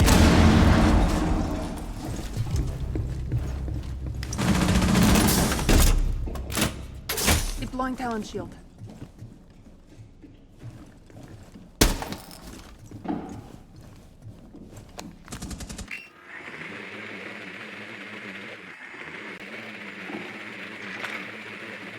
Resume securing the container once the threat is neutralized.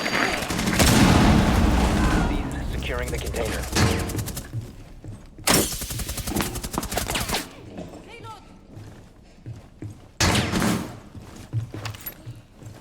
Frag grenade out.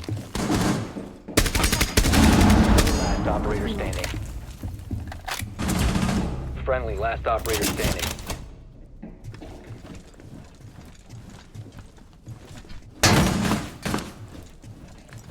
Hostile activity. Resume securing the container once you stop securing the container. Hostile activity. Seconds. 10 seconds remaining.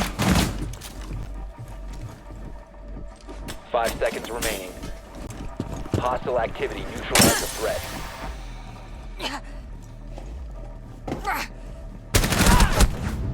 We have been eliminated.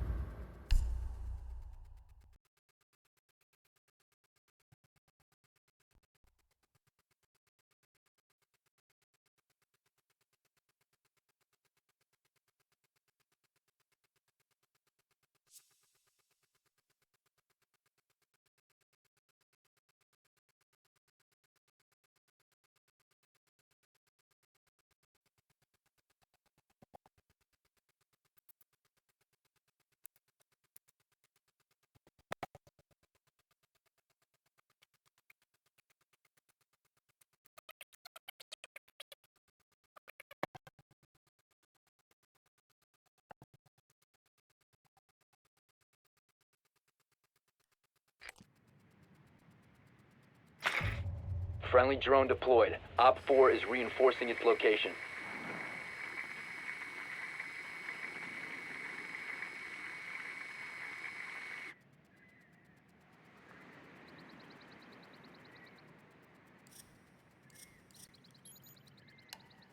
Ten seconds before insertion. 5 seconds before insertion. Biohazard container located. Proceed to its location. Target located. Second floor.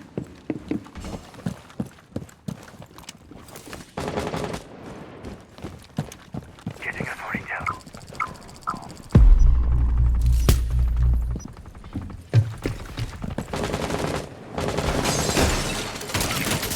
One shield on the window.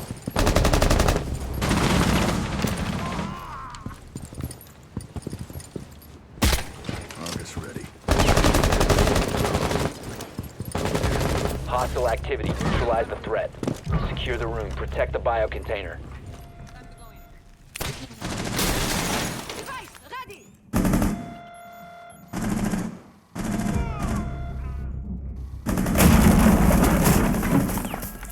Hostile activity. Secure the container. Nice work. Biohazard container secured.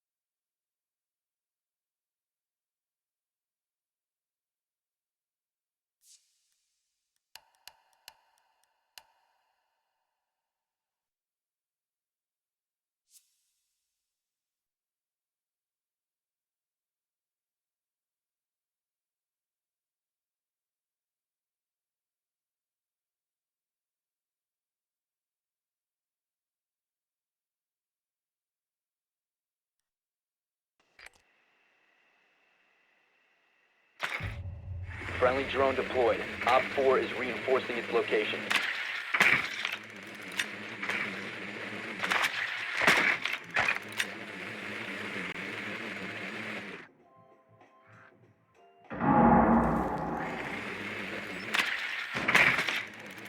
Seconds before insertion. Insertion in 5 seconds. Proceed to the biohazard container and secure it.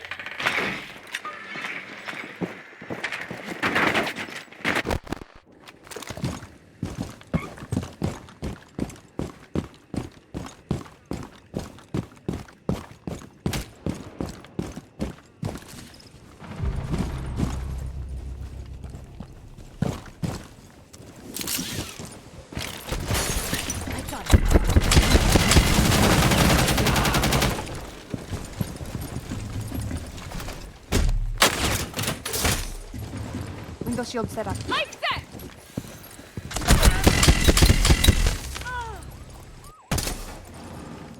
Tossing smoke.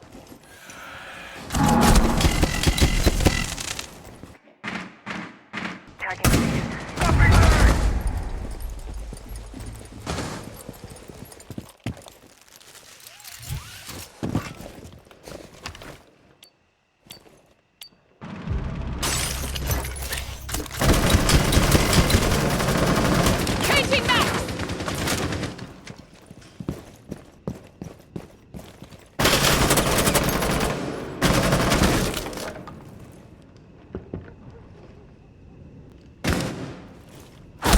Smoke grenade!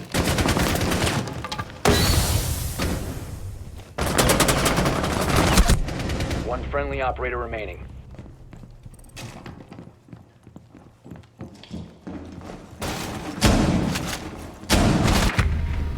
Op 4 eliminated all friendlies.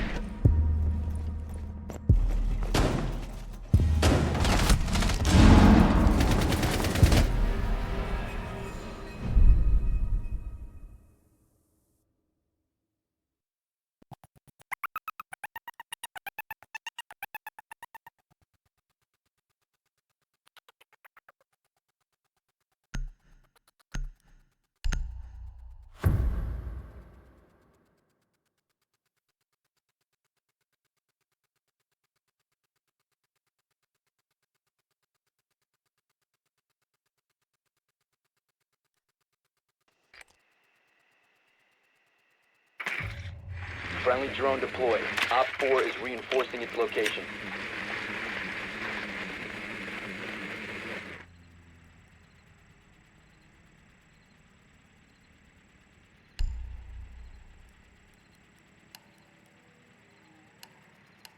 Ten seconds to go. 5 seconds to insertion. Proceed to the biohazard container and secure it.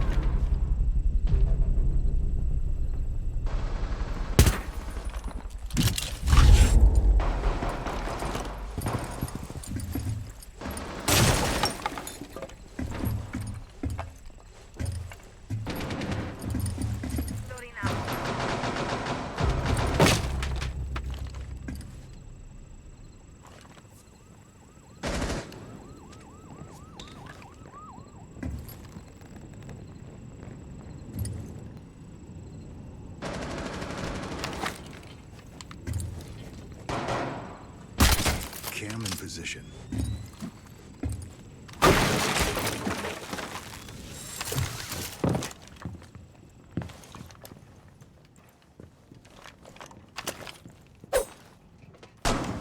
Reloading.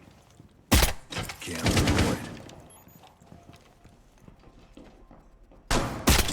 Argus ready.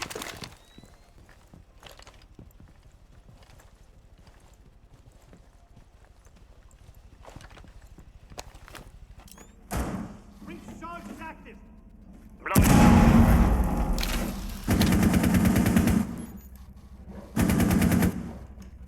Target located. Second floor.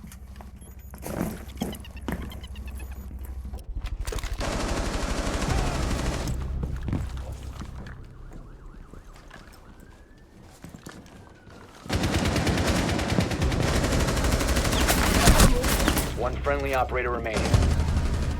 All friendlies have been eliminated.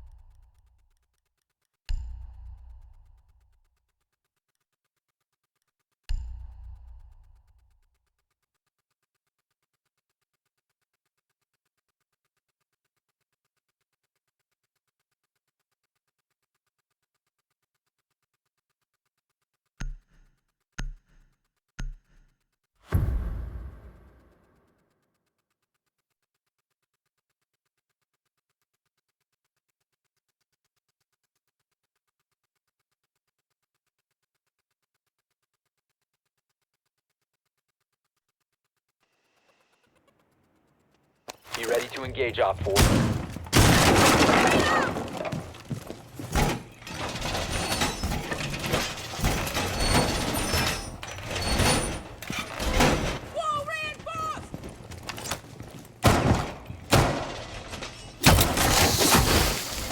Keep us straight. Down to 10 seconds. Deployed barrier. 5 seconds and counting. Protect the biohazard container at all costs. Laying out the welcome mat.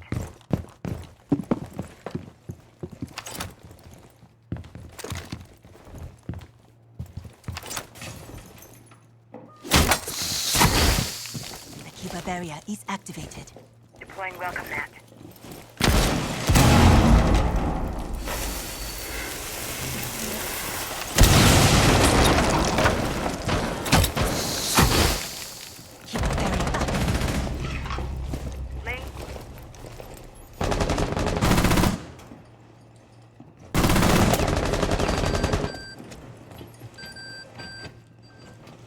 They ceased attempting to secure the container. Stop the hostiles from securing the container.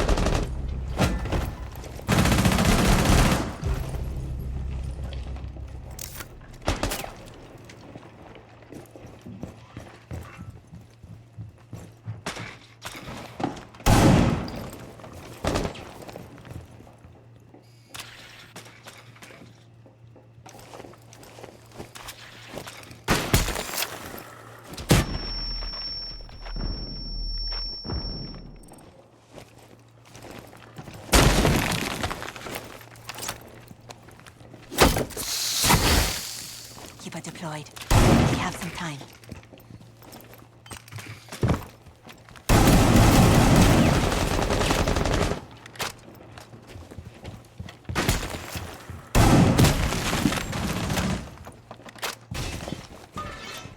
Deploying shield.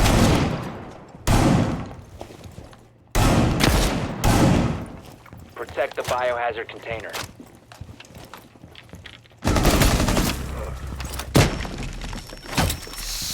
Op securing the Kiba container. activated. Biohazard container. One friendly operator remaining. Mission failed. All friendlies have been neutralized.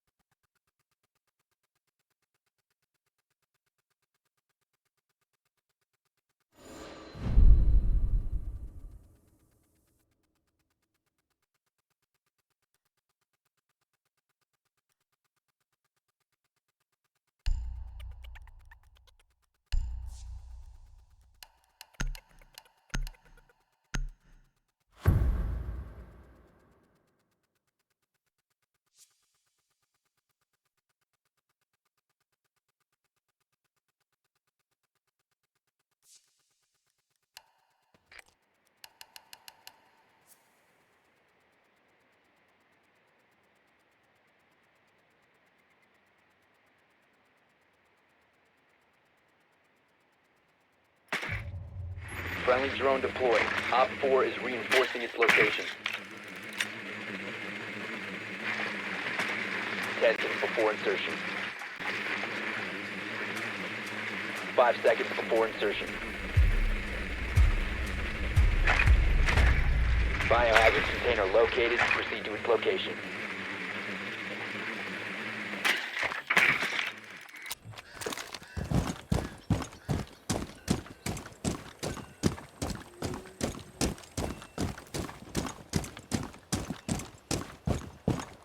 Torch out.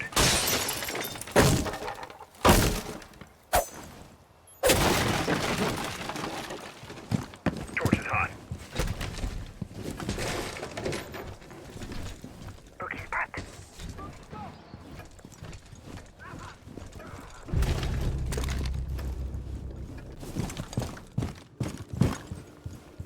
Boogie set. Boogie to go!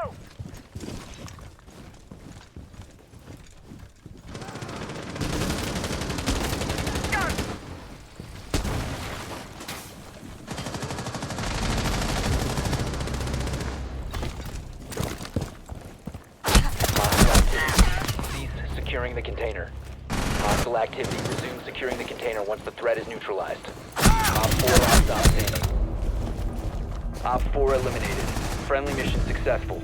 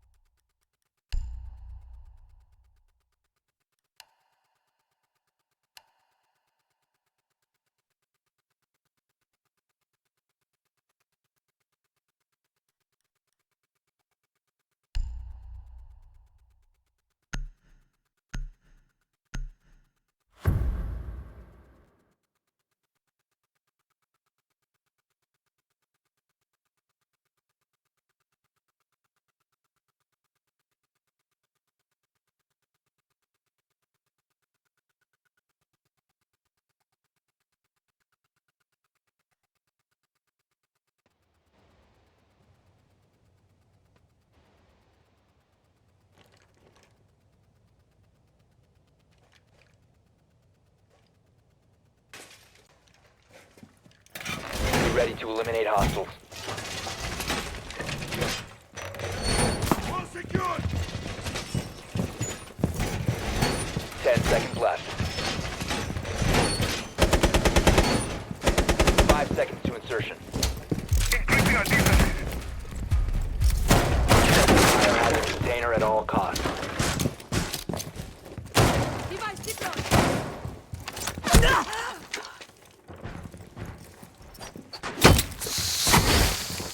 Barrier placed. We're covered. Perimeter defense active. Putting on a show. Keep our barrier up.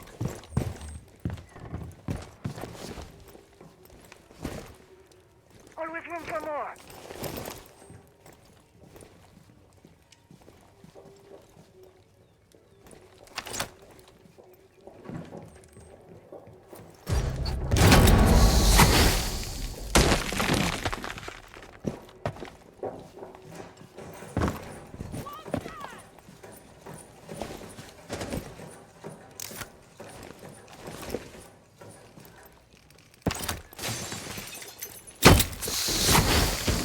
I won't make this easy for them.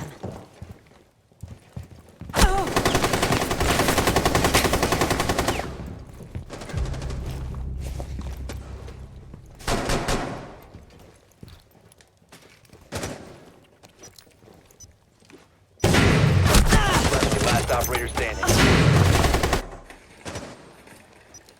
Op 4 is securing the biohazard.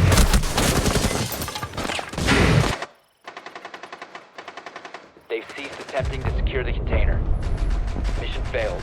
All friendlies have been neutralized.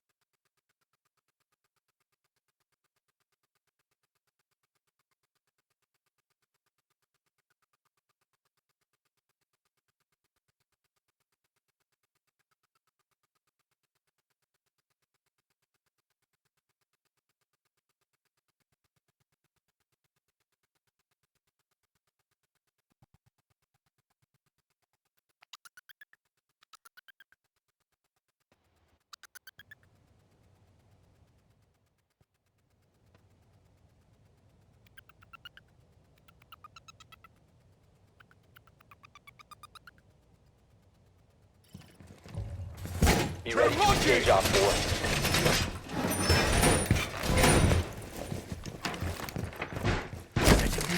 10 seconds. 5 seconds left. Protect the biohazard container at all costs.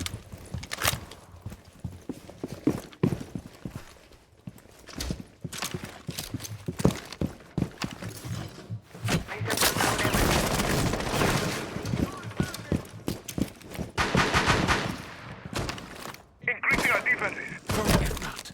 Magic online. Hope daylight surprises.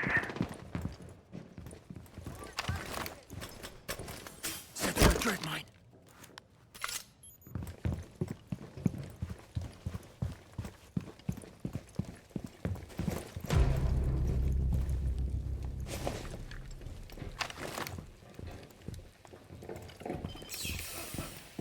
Cannot find out.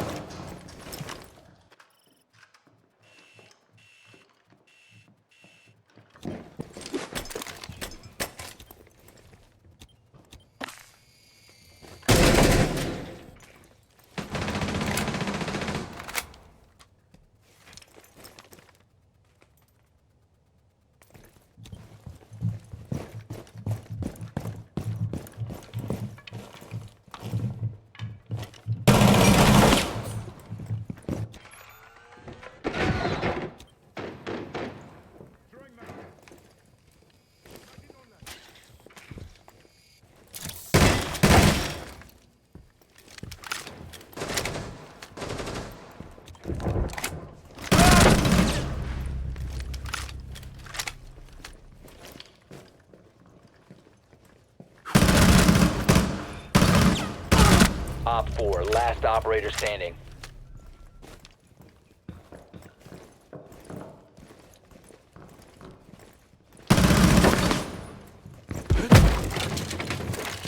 Changing map. 15 seconds left. Time expires in 10 seconds. 5 seconds left. Op 4 eliminated. Mission successful.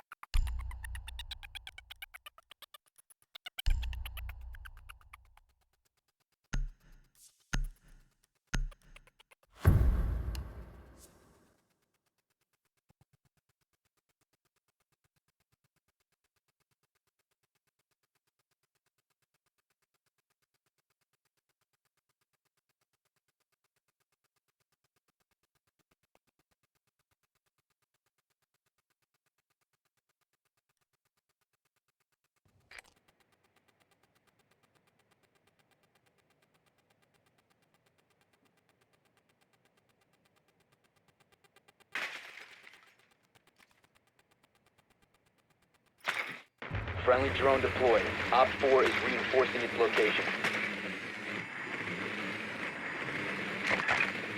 10 seconds to insertion. 5 seconds to insertion. Biohazard container located. Proceed to its location.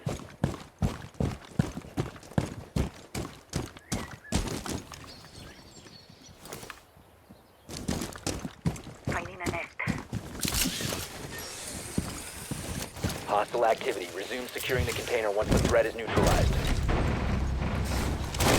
Stop securing the container. Place the terminate.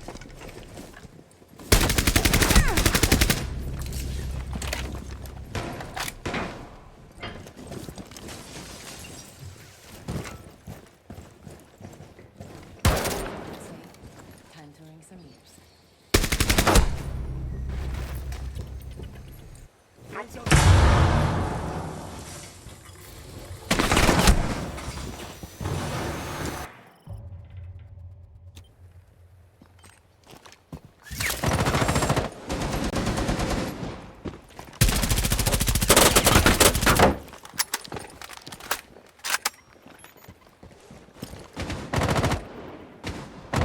Reloading!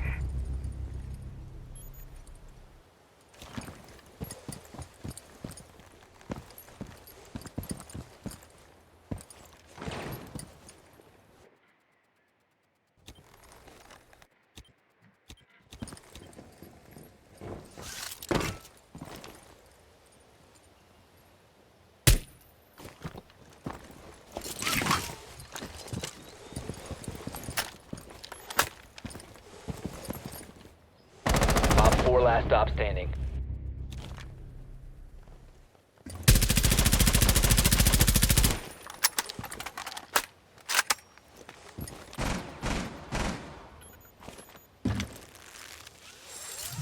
Secure the container.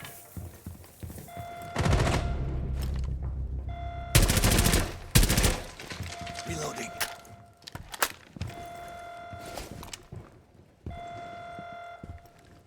Hostile securing the room.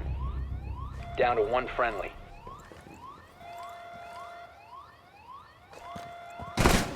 Secure the biohazard container.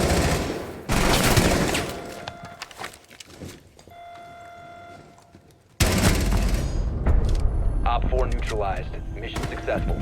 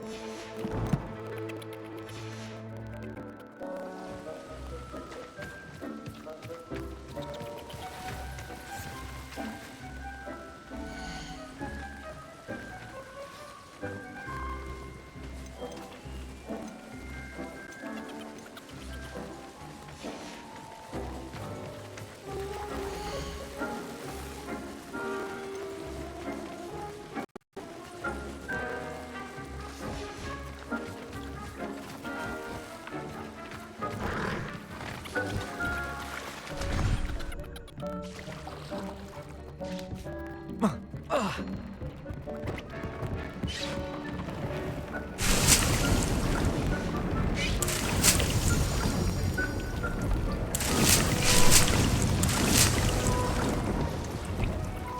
thinks you should be proud of all the potions you've.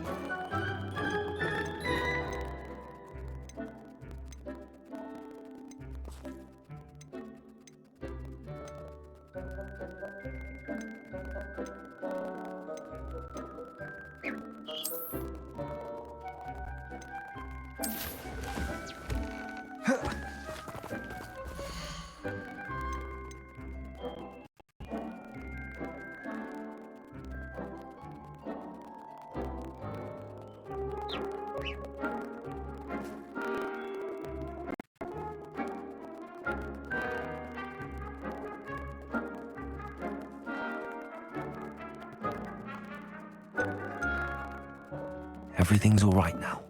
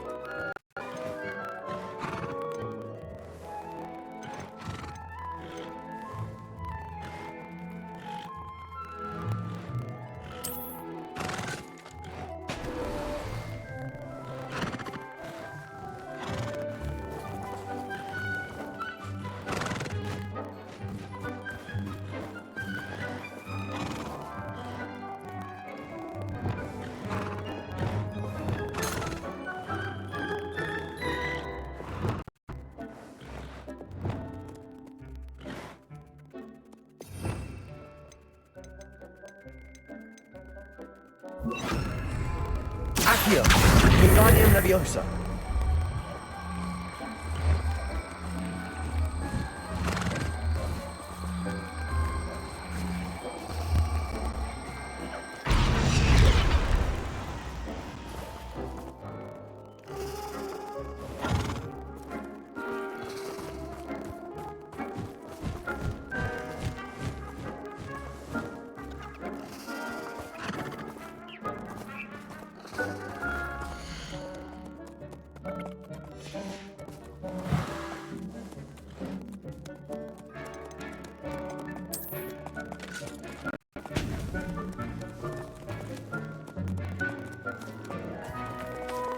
Accio. Wingardium Leviosa.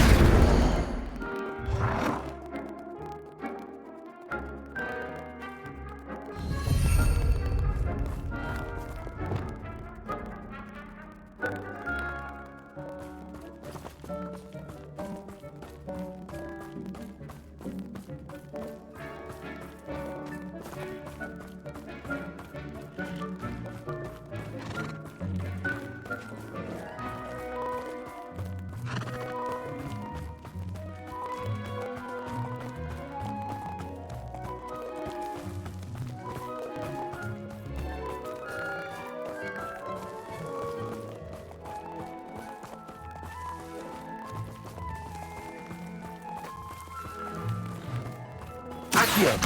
Wingardium Leviosa.